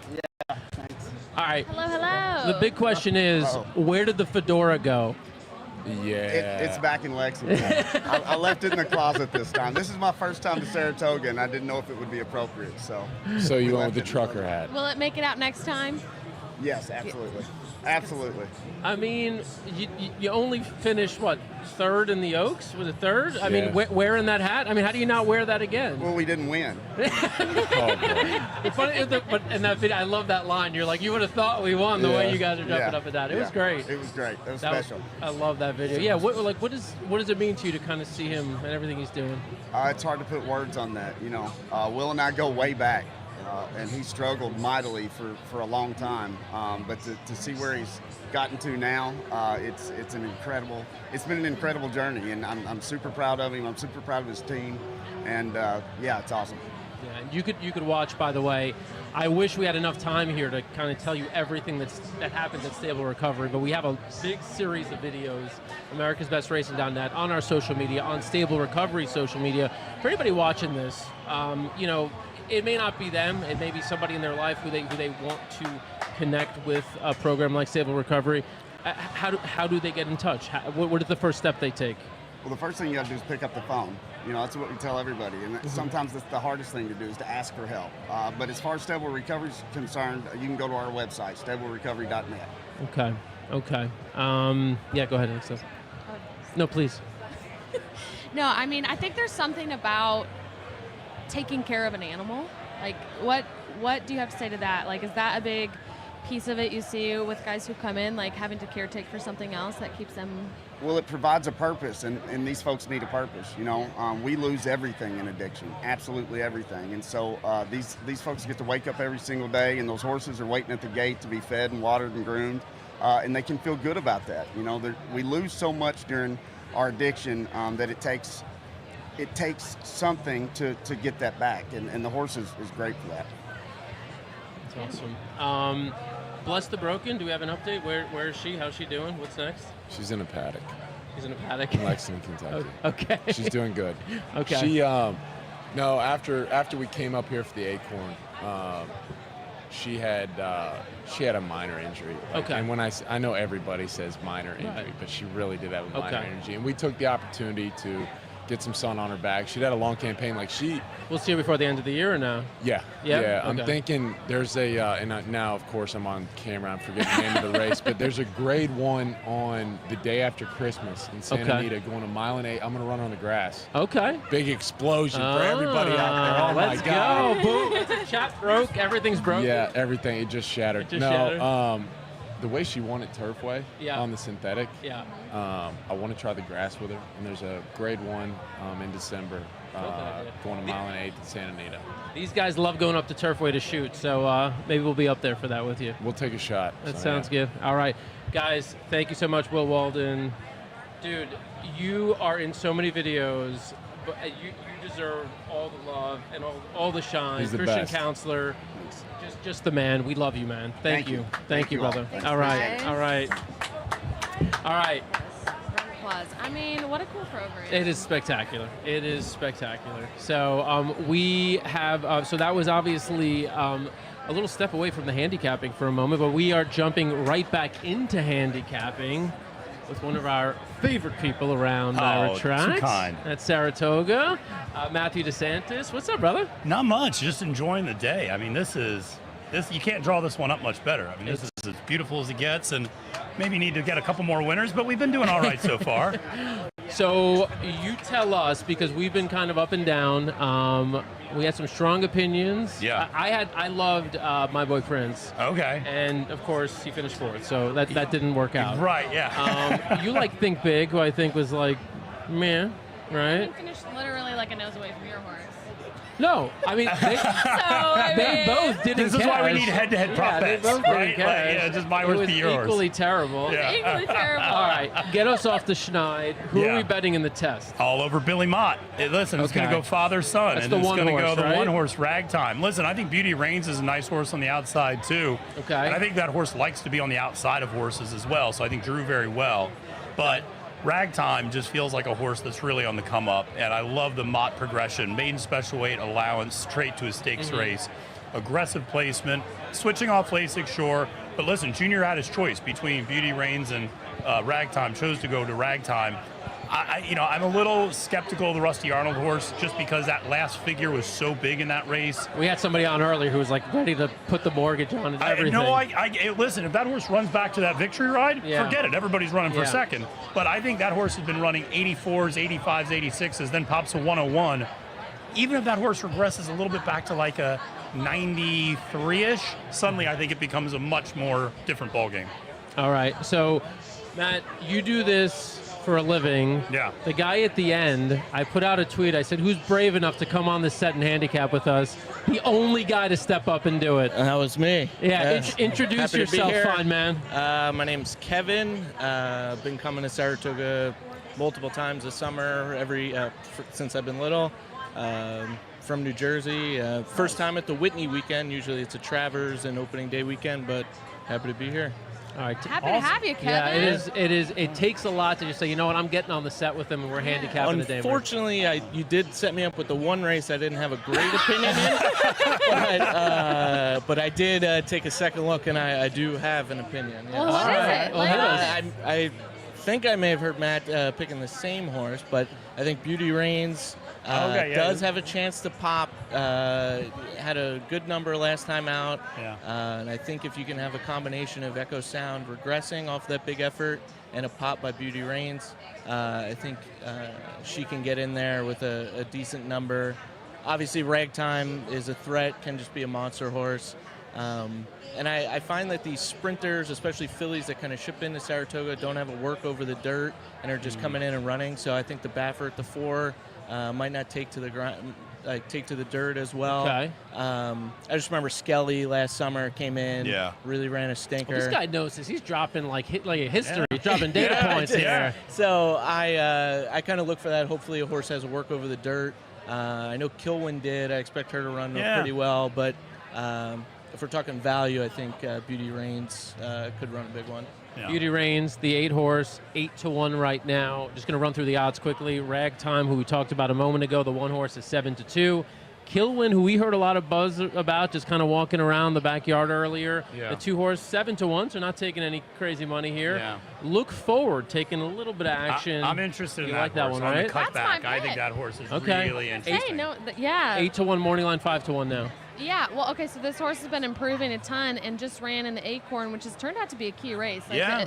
All the horses that have come back and run out of that have won, and with big numbers. So, and if you look at Timeform US on the figures, it's one of the is the only horse in the race who's rated highly on both early and late pace. And I just think from a pace setup standpoint, Look Forward's going to run a big race. I also think that's a prime example of a horse where just look at the running lines. Draw a line through all the 2-turn races, isolate the 1-turn races, the horse is undefeated. Yeah.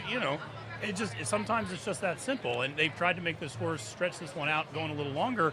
Bolt Toros are okay going long, but I prefer them sprinting, so again, Look Forward, I think, really nice value in this race right now, and not surprising, taking some money from that morning line price of 8-1.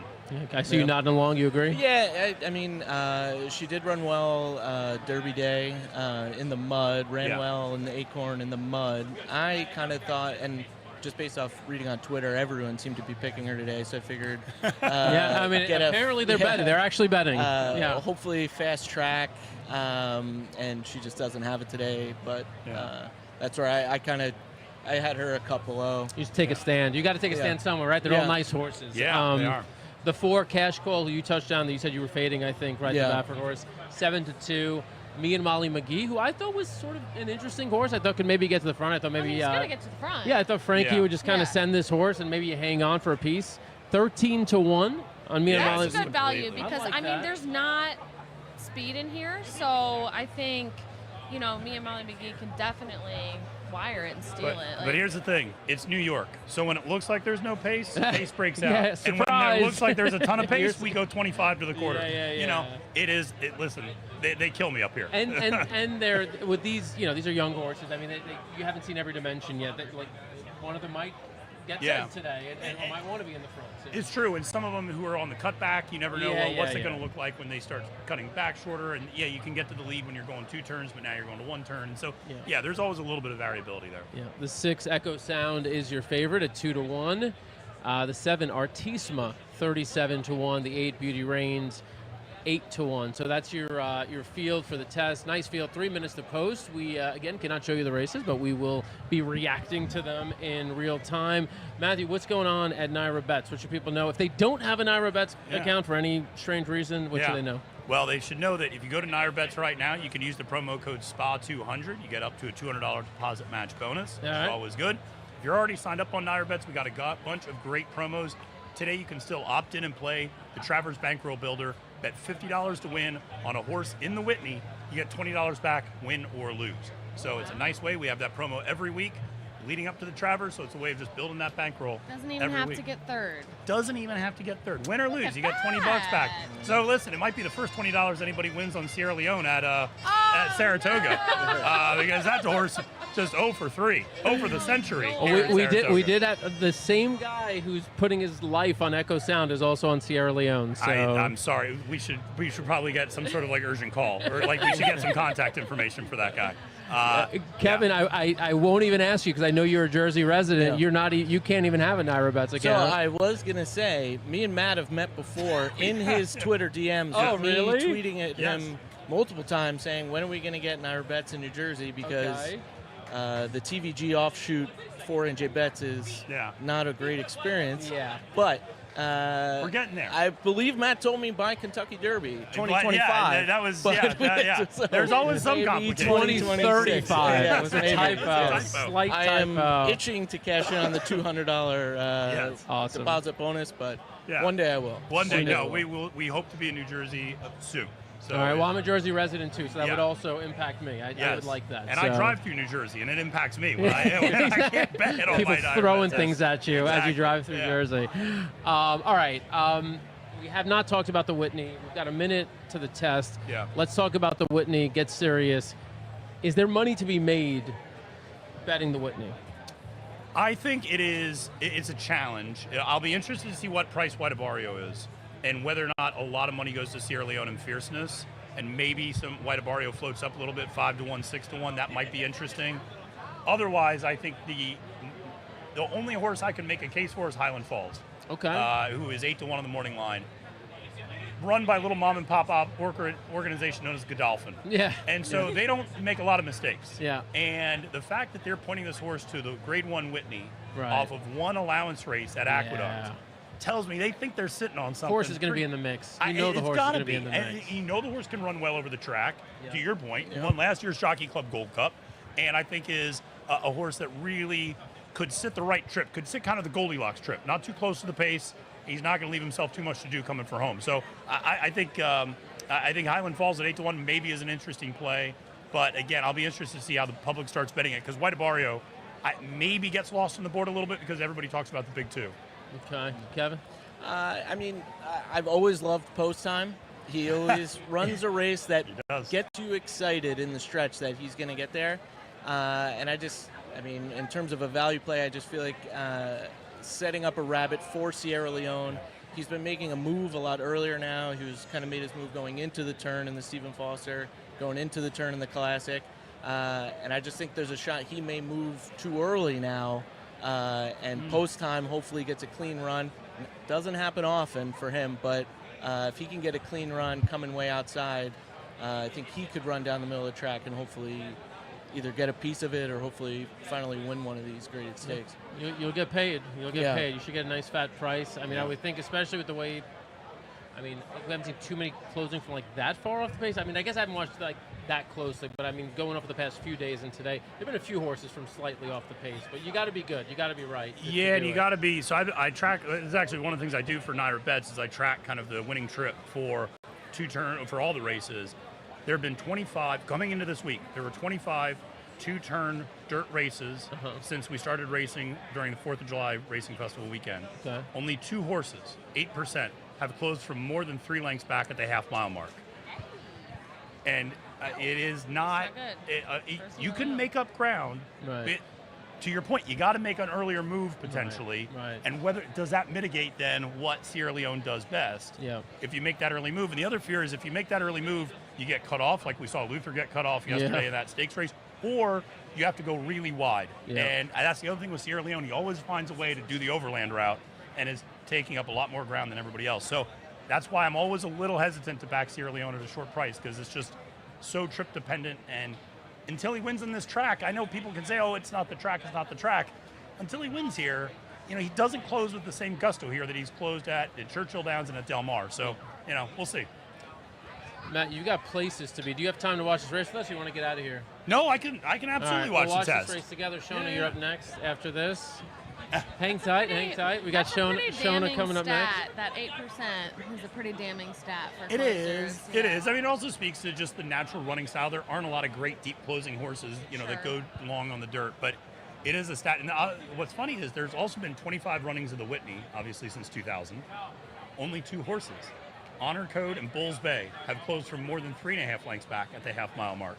So traditionally in the Whitney, you want to be close. 40% of winners were on the lead at the half-mile mark, 52% tracking, only 8% closing. So traditionally, you want to be close. I wish my mind worked like that, where I could retain that much information at once.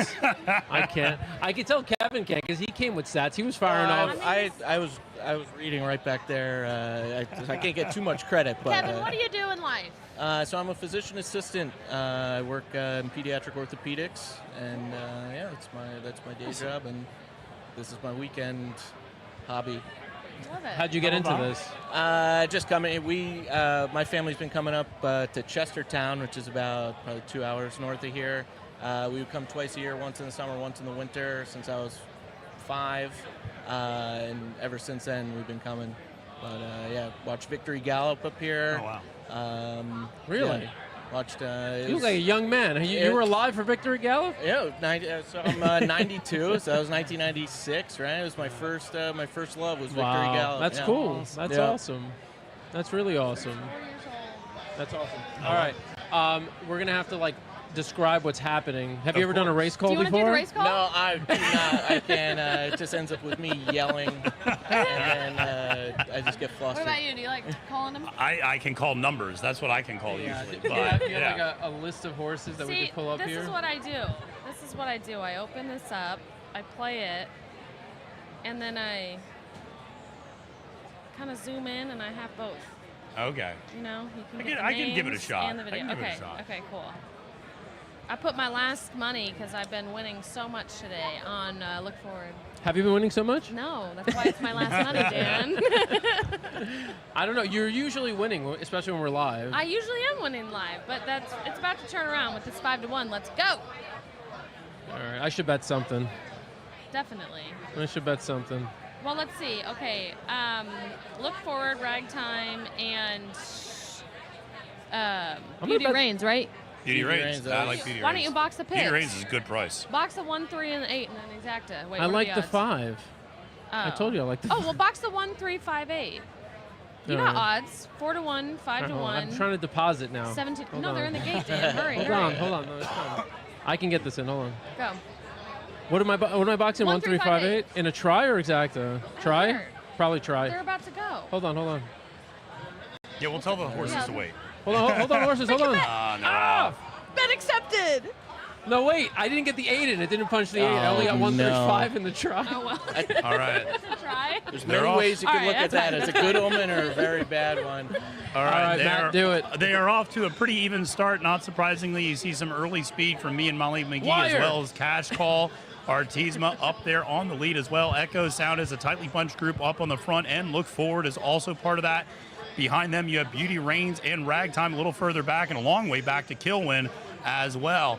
But listen, they went 22-2 to the opening quarter for me and Molly McGee. Artisma intently tracking there. Echo Sound Crash Call for Bob Baffert right behind them. Look Forward on the inside rail. And now you're starting to see Ragtime and Beauty Reigns starting to Oh my make a God. move to join that Come on, forward Mrs. 8. group. But it is still me and Molly McGee who's coming the under a 8's little bit of a coast. Look ride at the there. 8 Echo coasting. Sound making Come a on, move on the Mrs. far outside. Beauty Reigns is making on, a move Mrs. as 8. well, followed by the other Mott horse, Ragtime at the Shake 'em top up, of the Iraq. stretch. Echo Sound, Beauty Reigns, Artisma, Shake 'em up, Ragtime. Iraq. Let's see how you Get her like straight. here. Get her straight here. Up on the front end. Oh my God, Here comes Ragtime. Ragtime up on Over the the front. Get her straight here. Ragtime Oh, damn. Stay up, digging 8. in. Stay up, Digging 8. in. The kill Kilwin it. making I a do not huge run. deserve this. Making a huge run, and Kilwin gets it at the wire. Kilwin. We heard so much buzz about that horse We heard back there. So much buzz. And we did not bet her. We didn't. We didn't even include it in the try. She had to work over the track. Yeah, she did. You said it. Had to work over the track. Wow.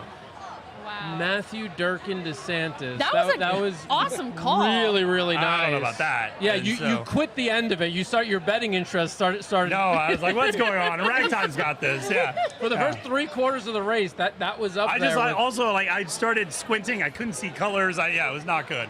So you did a spectacular job. It really was good. But Yeah. So race callers, what a- the next gig. yeah, that's the next gig. Yeah, if this handicapping thing doesn't work out,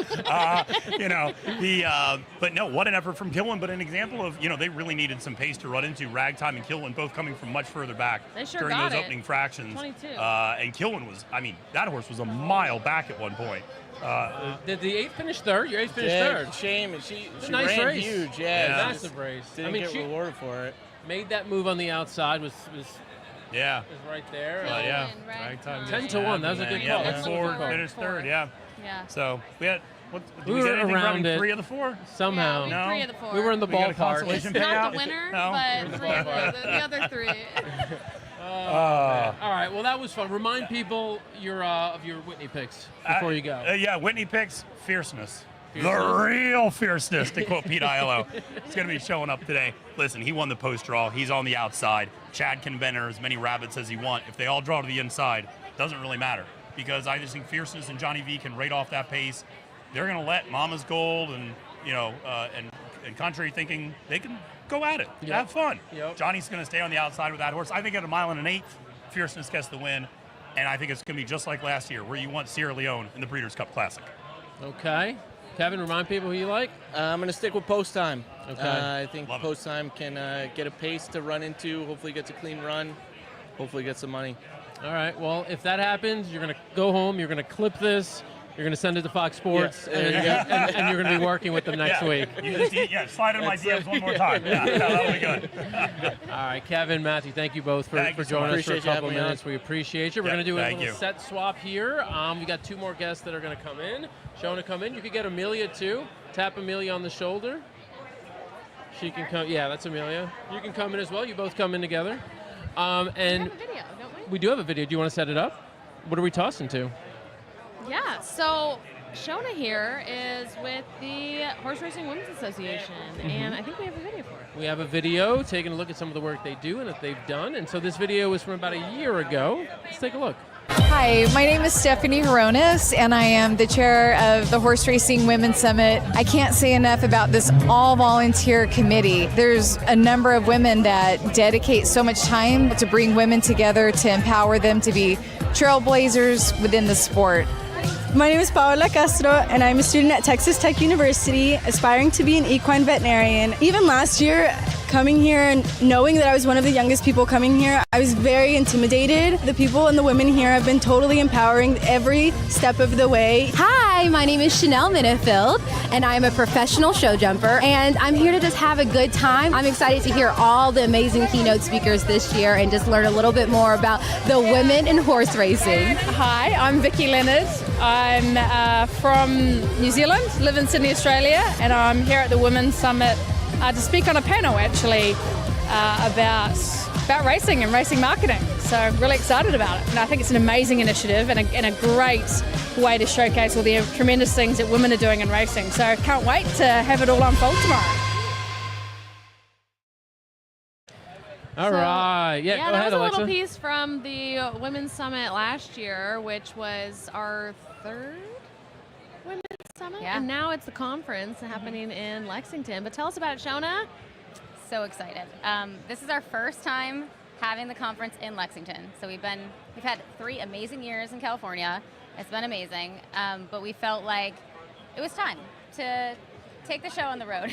So Lexington this year, it's going to be at Limestone Hall, October 8th and 9th. We have a stellar lineup already. We're ahead of the game, I would say, this year as compared to last. Super excited about our keynote speaker this year. Her name's Molly Fletcher. They call her the female Jerry Maguire. She's a sports agent. She's negotiated over $500 million in contracts for various famous individuals that, if I could name them, I'm sure we'd all know. But I really love her because she has some awesome books that are very digestible and great for professional development. So I'm very excited to meet her. I have multiple of her books, and she just really believed in the movement and decided that she was available on October 9th. So we're very excited about it. Shona showing incredible poise here. You could let the people know you just got knocked out of all your tickets. That's an interesting. I mean, just bouncing back and just speaking. It's just tough. you turned it on. I'm not like here that. right now. I'm in my head. I just can't. Yeah, You're good. it's tough. You nailed it. Did not have the 2. I was alive in multiple various bets, but I really loved Riley Mott's horse in the last race, the 9. Okay. And he just went off at like this amazing price. Loved the family, friends with Megan and Riley. But yeah, I was like 4 deep here. And I'm no longer, so it'll take me a minute to recover. But we're gonna keep a camera on Shona the rest of the night. So has had a winner. One tear will just spill at some point, but you know. We're don't joined judge. by Amelia, too, who has had a winner recently, a very exciting winner. So Thank you. Tell us about it. I was glad to get it, let's say that. I felt like I was cold, and people were starting to say, oh, she's a little cold at the meet, so I was glad to get, the first Saratoga winner out of the way. Yeah. So this was your first Saratoga win training ever, is that correct? Yep. Oh my gosh. we do wait, and what do you know? We have the video. We could talk about it. It's the stretch run, right? The most important part. So tell us what we're looking at here, if you can see it. I believe you're looking at him drawing away and winning by 10.5 lengths. Hey! So this was on Thursday, right? This past week Yeah, on Thursday. today is Saturday. You're like, what day is today? She's like, she's doing the math. She's like, what day is I had today? to think what day today was. Yeah, 2 days Wow, ago. what a dominating win. Well, give us a little bit of your background, your history. I know we've put some of it on our social media and all that. We've done stories on you already, but for those who are just watching who don't know who you are, tell us about that and tell us what that felt like to win that race. So I was assistant for Todd Pletcher for the last 7 years until November when I decided to bite the bullet and go out on my own. And he was a horse myself and Amanda Gilman picked out in October before I'd set up training as a yearling. And we loved him and couldn't find anyone to buy him, so we just bought him ourselves. Okay. And you're from Texas? Yeah, Okay, nailed it. good. Yeah, I figured out. Am I off? Yeah, tell us about sort of that previous background. So yeah. I was born in England, raised in England, went to the racing school at 16, and straight from the racing school went to work for Sir Henry Cecil in Newmarket. He originally sent me out to America one winter to California for experience, and I loved it. And he sadly, then I went back to England. I was apprentice jockey for him, and he sadly passed away that June. And then after that was when I decided to move to America and pursue a career over here. Nice. Have you connected with any of this group, the Horse Racing Women's Association? No, I haven't. No. It seems like a good group to know. Yes, your story is exactly what we're always looking to elevate. We want to tell these stories of women in racing who it's not as easy for us as it is for the guys. So the accomplishments might not, I mean, they're all valid and important, but even more so when it's a woman that's, in the winner's circle and overcoming a lot to get there. So congratulations, that's so exciting. Thank you very much. Yeah, we'll have to talk. All right, we'll get your number. Do you get involved in any handicapping when your horses aren't in? Not too much. I like to do a Keeneland Pick 5 ever so often. But, okay. Any luck with those? Not recently, No? so I kind of stopped that. Okay. Have you looked at the Whitney, though? Yeah, I'm Team Fierceness all the way. I had actually 2 weeks ago had two of my own breezers. They just passed the wire. I thought, they went okay, and then Fierceness rolled by them on the outside like they were standing still, and I was grounded pretty quickly. All right, well, that's good enough reason to stick with Fierceness. Yeah. We haven't really officially talked about our picks. Before we get into them, Shona, we'll open it to you. How do you see this Whitney playing out?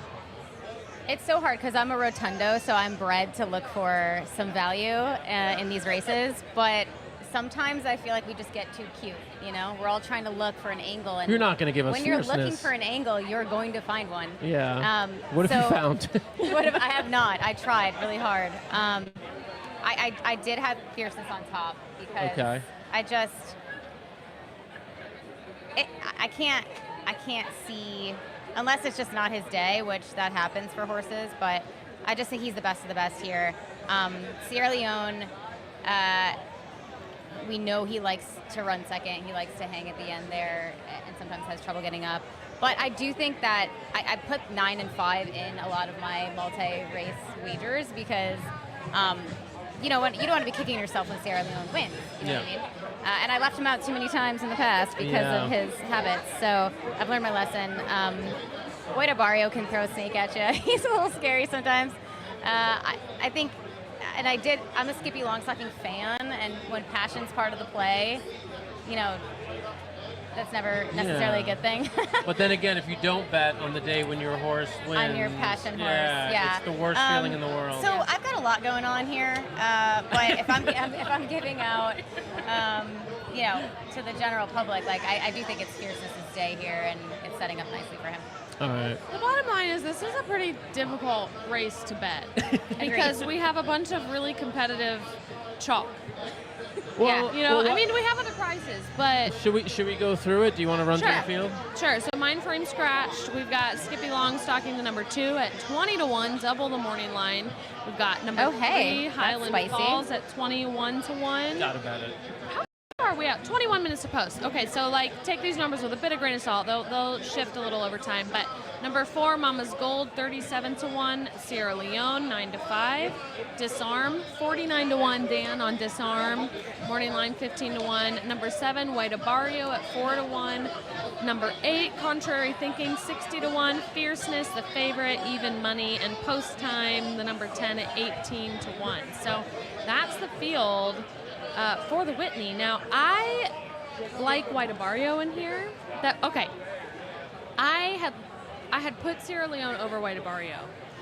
I'm starting to get nervous when I'm hearing all the stats and seeing how difficult it's becoming to close on the track. And I've heard the track is kind of deep and it's just Amelia, hard to make up ground. You don't want to horse from off the pace in this race, do you? Well, unless the last race means anything. You saw how fast they went, though, and that was also 7 7 furlongs. I mean, they're not going to go that fast here. I wouldn't think. I don't think there's enough speed in here to get that kind of setup is the other thing. I mean, you know, your top pace horse is Mama's Gold, but I mean, I'm not gonna. Is Mama's Gold gonna wire? Let's answer that question. No. So then you got White Abario and Fierceness who are gonna go out, and I don't know. I don't think there's gonna be like a blazing fast pace for Sierra Leone to close into, but you know, if they can keep him a little bit closer. He has been. Yeah, and he has been a little closer. So I don't know. Are you Sierra leaning Leone, on White Abario. Fierceness or White Abario? No, I mean, yeah, you're leaning I'm on White not Abario. But look how cute we're getting. We're I getting don't so cute right now. understand We're like why- all trying to convince ourselves not to bet Fierceness. Yeah, but I mean, at the end of the day, you all think Fierceness is going to win. I Probably. think so. Yeah. I don't know. I wish you mean, had me on what do you earlier. I had think? so many fun picks earlier. What do you just shout out a horse? Not getting involved. Amelia, who is? Tell us who that is. That's Amanda Gilman. So she's my right hand, my assistant, my bloodstock advisor, my whatever I needed to be. Visiting your barn the other morning, we noticed the absolute pristine condition it was in. It looks like cleaner than my home. And that's like not by mistake, right? You're trying to like, I mean, everything from the design of your logo to everything else. Talk about that and why that's important.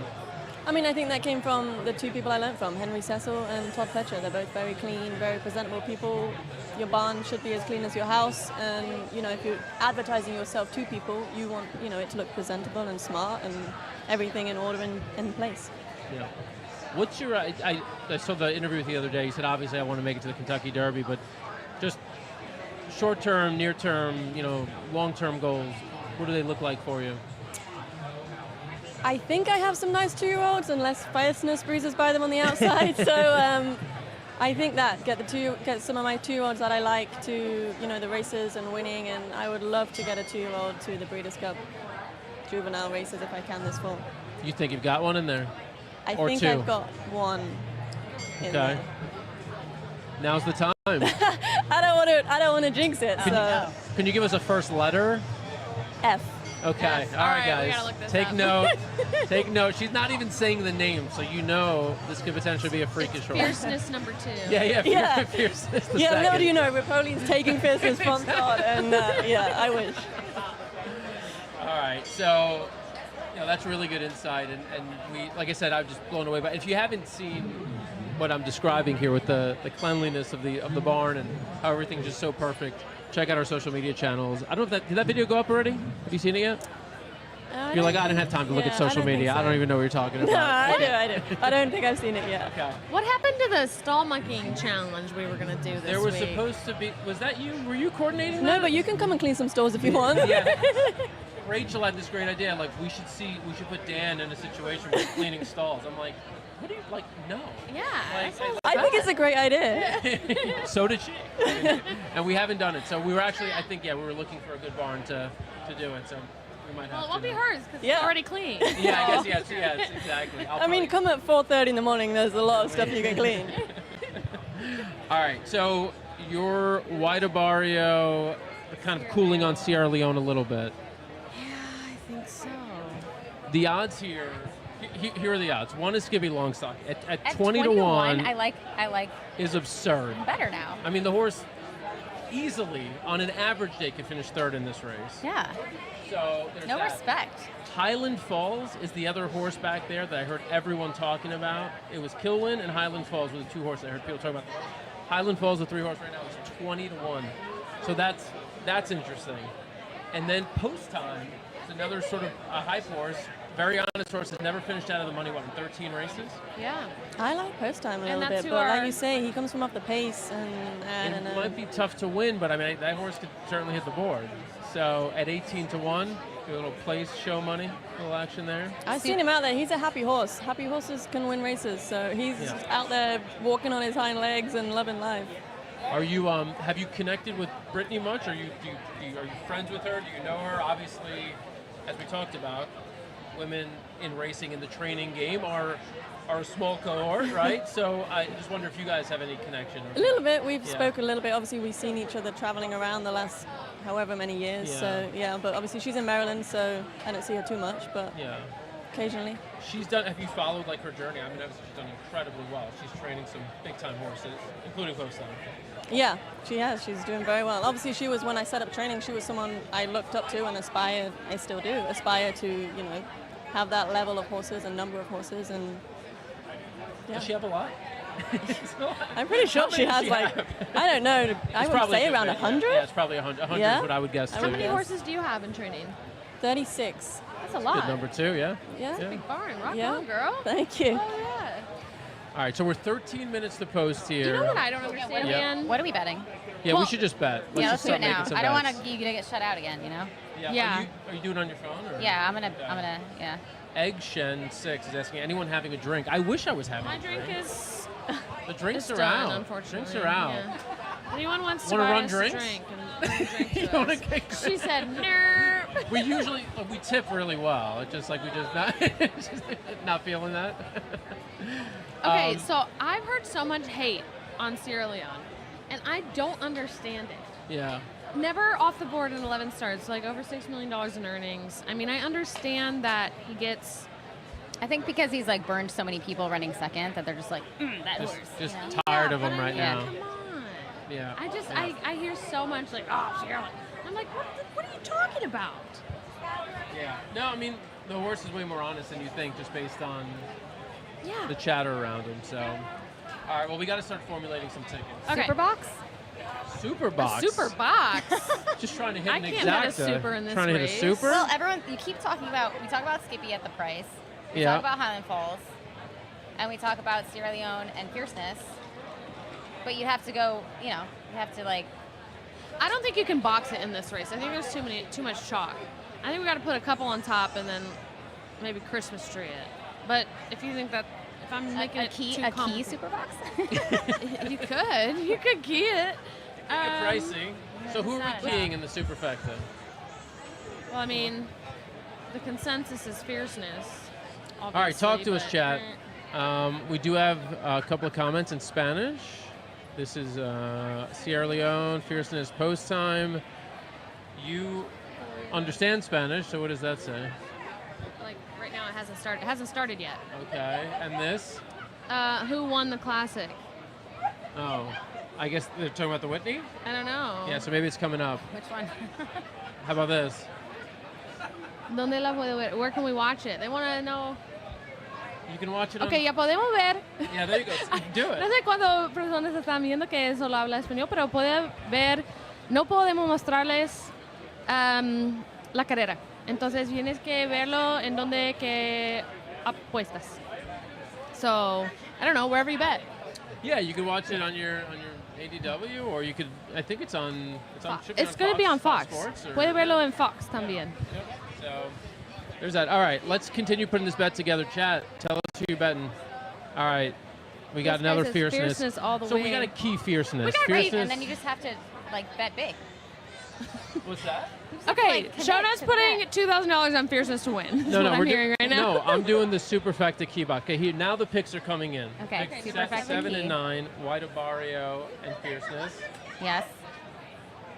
Amelia, if you were like, I've got bigger places to be and more important things to do, you can certainly leave if you're done with us. I got 5 more minutes and then I'm going to go. Okay, all right. We want to get you in on this ticket. We want an opinion here. So we need a long shot to throw into the superfecta. The 2, Skippy. The 2? Okay. All right, so we got a Sierra Leone is the best, White Barrio, SPN jumping in. Oh, Fierceness over Sierra. Amelia did an amazing job with Antiquarian before she went up on her own. She's the best. Sean Patrick Nolan, send you some love in the chat. Thank you very much. So Okay, I'm gonna get wild here, and I'm gonna say a White Barrio over Sierra Leone Exacta, and I'm gonna fade Fierceness out the top 2. fading Fierceness. Just out the top 2. All right, I'm doing this dollar superfecta key box. Fierceness, the key, Yep. with Skippy, Yep. White Barrio. Yep. I feel like we've got to use Highland Falls. Uh-huh. And then, do we put one more in? Oh, we didn't use Sierra Leone. You didn't. Sierra Leone's In going the to hit the super. superfecta, I he's got 9 never with not 2, 3, hit the 5, board. 7. What do you have? I have the superfecta key, 9 over 2, 3, 5, 7. All right, I'm betting the same It's thing. 24 bucks for $1. Oh, I have $96. You're boxing it. I have a super key box, so the 9 in any position. Is that dumb? That is a dumb bet. It is. This is a stupid bet. You have a 1-to-1, fierceness. a Okay. 2-to-1, and I'm telling you, cannot play a superfecta in this All right, race let me unless think. you have a strong opinion on top. So we're keying fierceness to win. I had key box. Okay, so 9 with 2, 3, 5, 7. That's what I got. $24. But should we add another horse? Well, Or should we add more money? Oh, should we bet like a $5 key or a $2 key? $2 key. 48. All right. That's what I'm doing. Do you guys not find it strange that Chad Brown's put this 8 horse in here with like no previous form? It's not a Chad Brown move. I'm not saying he's good enough. Don't. We're betting this. I think the idea is for it to be the rabbit in the race to try to set pace for Sierra Leone to run at. Like, I think that's the idea. Yeah, I guess. I just find it very strange. It's not a Chad Brown thing to do. Well, we are betting a superfecta, so can that horse stay in the superfecta? Anybody? No. I don't think so. I mean, he hasn't even had him here. He's had him at Belmont training, which means, he's not in the A summer string. I just find it very strange he left this horse in. I thought it was entered and he was going to scratch it, and then he didn't. So I don't really understand the... Watch reason contrary behind it. thinking win this race. Contrary. Isn't it Contrary to interesting? popular. No, I think that's a rabbit to set up Sierra Leone. That's what I believe. Okay. And so, I think 'cause the only that's a other whole- horse in the superfecta key is that I mean I was ready to double do $2, but post time does have That was heart. the pick of our Twitter. The horse likes to what's his finish. name? Nathan?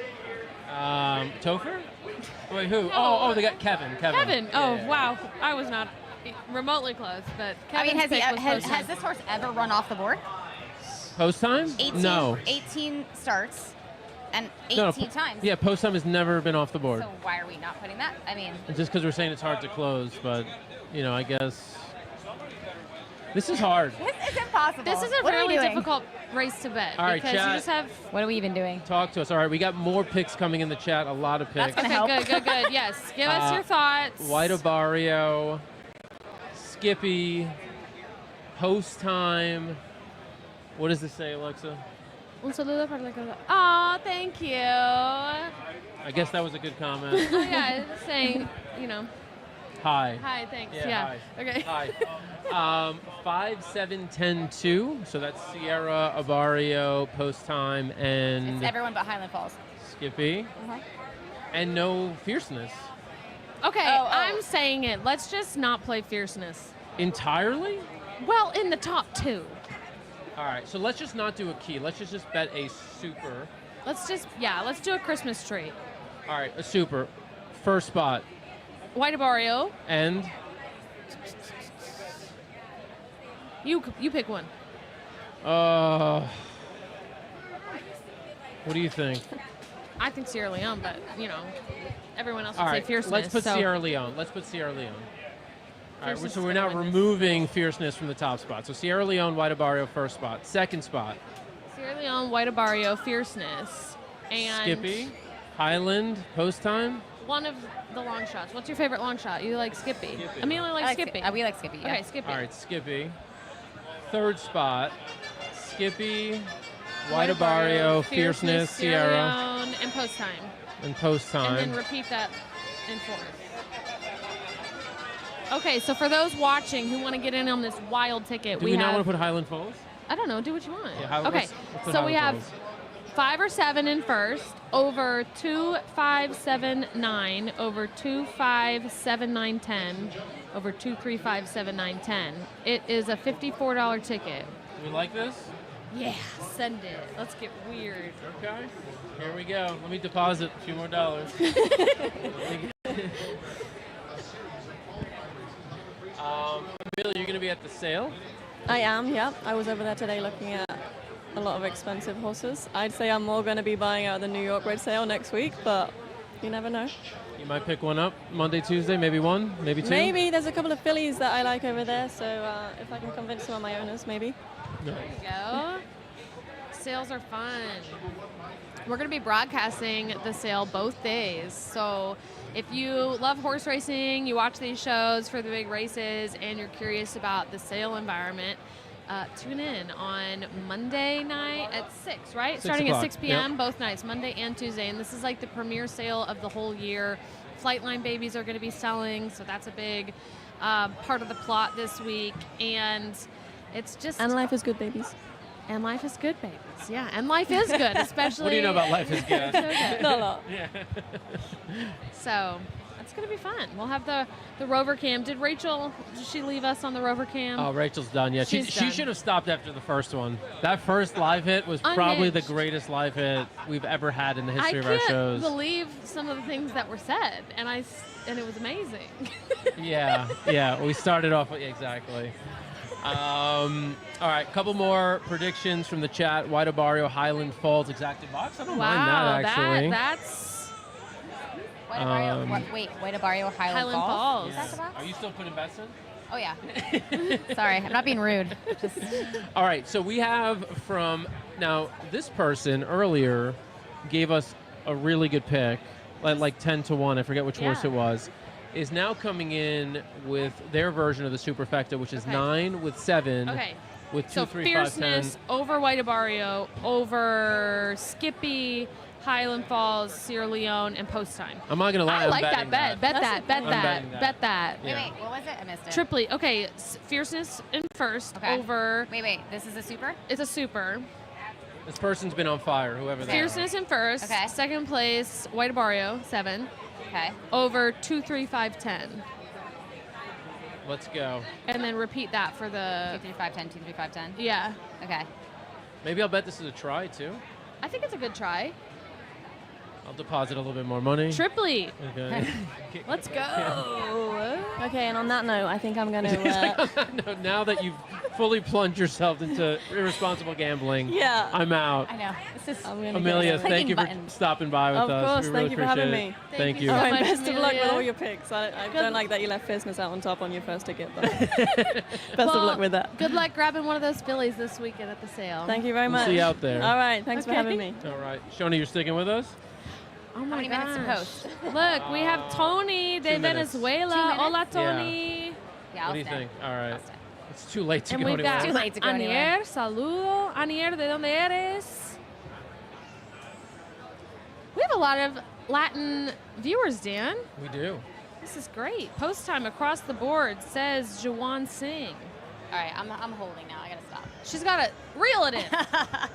Get a grip. I think this is my last bet. This is a lot. We went a little heavy here. All right. Well, I'm ready. All right. What are we at? 1 minute. Okay, Shona, how are you feeling about calling the race? Oh, God, no. Kidding me? Oh, stress. I can try. I can Stress. try. I haven't done this in a Matt while. did great. He did. We He got to did. get... Is Pete Sr. here? My father-in-law is Is incredible. he good at race calling? Yeah. Get he's him. really Go good. grab him. I Hurry, you got 1 mean- minute. We call Pete, see if we can get him.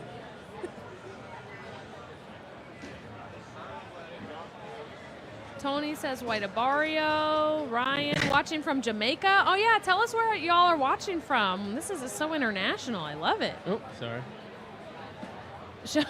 Post time across the board. All right. I like that. I know. Oh, first of all, my husband just... I do think desde Venezuela. All right. Look at that, And Dan. as soon as you started talking Spanish, our viewership went up. So Hell yeah. maybe set up. Podemos hablar en español. Está bien. Why not? Maybe there's something to this. I know. Oh, he's good at it. We're trying to coax her father-in-law to now come and call the race. If not, Dan, you or I can take it away. I just heard a guy do it right before I got here. And he did a great job. So, put your dad on. I'll ask him. See you. Let's see. We've got 0 minutes to post now. You know, I heard people talking about how deep the track Hey, do you was, wanna come and then call I this race saw on the ABR they show? say fast and firm. So Do you want to call this race on the EBR show? I want it. Can I get in there? Well, he's too disheveled. He's not ready for prime time. That's okay. okay. All right, next time. I'm too just. Okay. I tried. You should see us. I mean, or see me, I should say. He was too disheveled. Oh. God bless. God bless. It's been a day. It's a hard day. Change the channel, it's a great everyone. Day. Hold on. I got to refresh. All right, last quick run through the odds of your horses here. Skippy Longstocking, the 2 horses, 22-1. The 3 Highland Falls is 13-1. Mama's Gold, the speed horse, the 4 horse, number 5, 50-1. Number 5 Sierra Leone is 9-5. So Sierra Leone, clear-cut second choice here. The 6 Disarm, who I kind of liked early and I completely abandoned, is probably going to screw up my tickets. Oh no! Is 47-1. White Obario, the 7, is 9-2. The 8, Contrary Thinking, who Amelia Green mentioned, which I hope doesn't hit the board now because we're like, what do you think? I mean, that was the only horse she mentioned. But she mentioned it as she didn't understand why it was in the race because it doesn't make sense to be in here. So it wasn't like she mentioned it as a selection. It's like a sneaky win bet, yeah. No, it was why did Chad Brown put him in here? Yep. And who was it earlier? It was Matt who said he thinks that was a rabbit. Yeah, that makes sense. So, and it does make sense because... Guys, how am I watching this race? Oh, here, I got you, girl. We're going to full screen Love both you, of these but want to watch you. the Whitney. Yeah. We're going to full screen these. Oh, all right, so number 9, Fierceness, 6-5 is your favorite. The 10 post time on the outside, 15-1. So those are your horses. 9 horses. Fierceness, Sierra Leone, your 2 favorites, the 9 and the 5. We have a bunch of tickets. I don't even remember what we bet at this point. A bunch of 9s and 5s and 7s over 2 3s and 10s. Yeah. That's pretty much it. We boxed the field. All right, I'm going to try to do this. All right, so you got full screen there. I got full screen. You pick up the, I'll do this, and I'll try to call the race. Okay. We got it. All right, so they're going into the gate. Mile and 1/8, Whitney Stakes. $1 million on the line.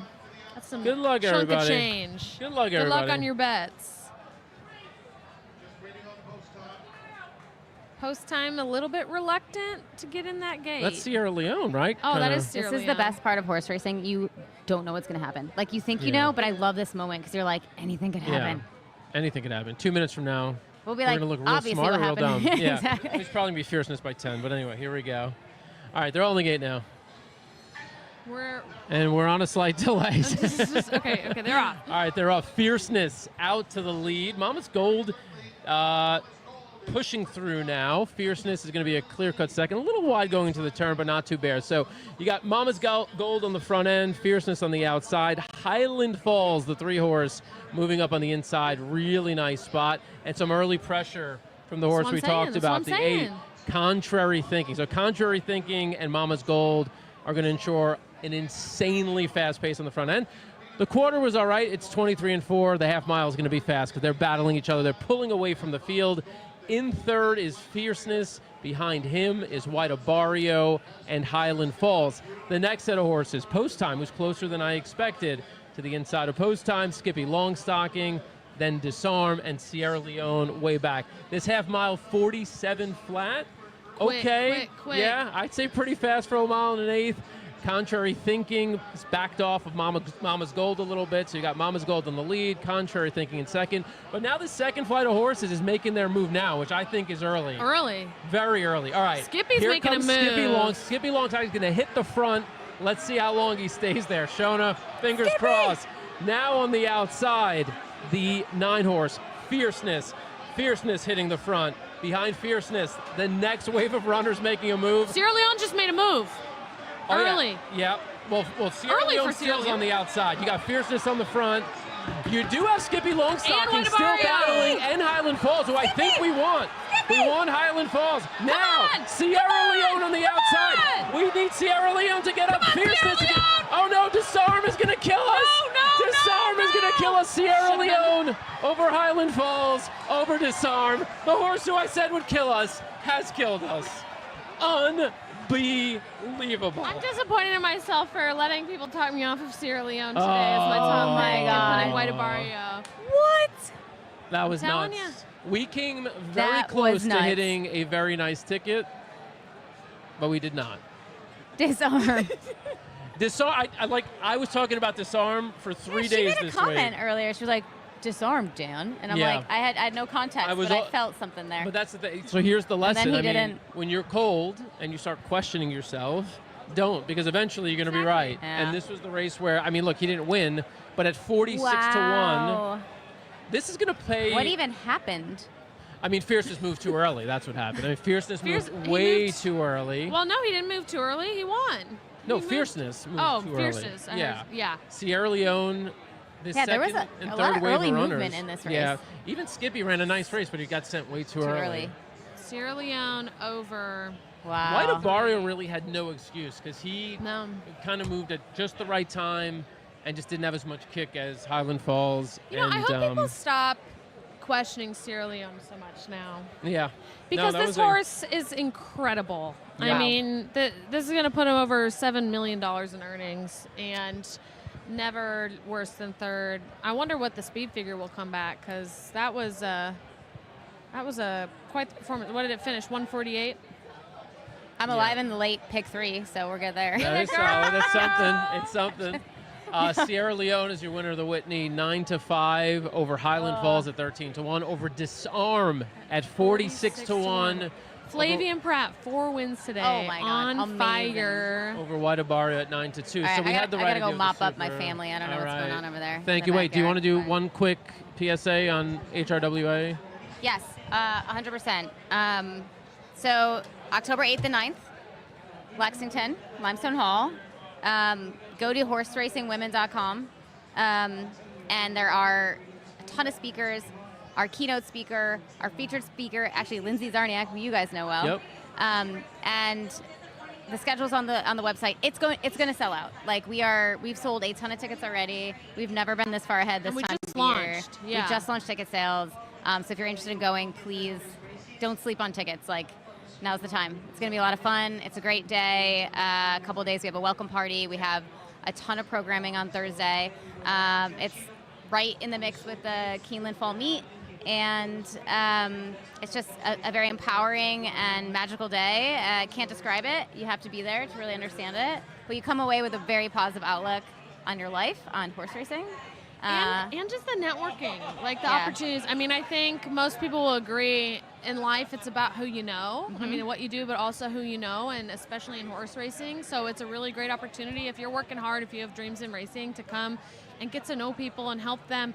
Everyone there is so encouraging and excited, and they want to help you. You know, it's not cliquey at all. There's nothing like that going on. It's just a bunch of women who really want to uplift other women in racing and help open those doors and keep them open. So if you're a woman or a man too, like we're open to men as well, you know, coming and supporting women in racing. So definitely be there.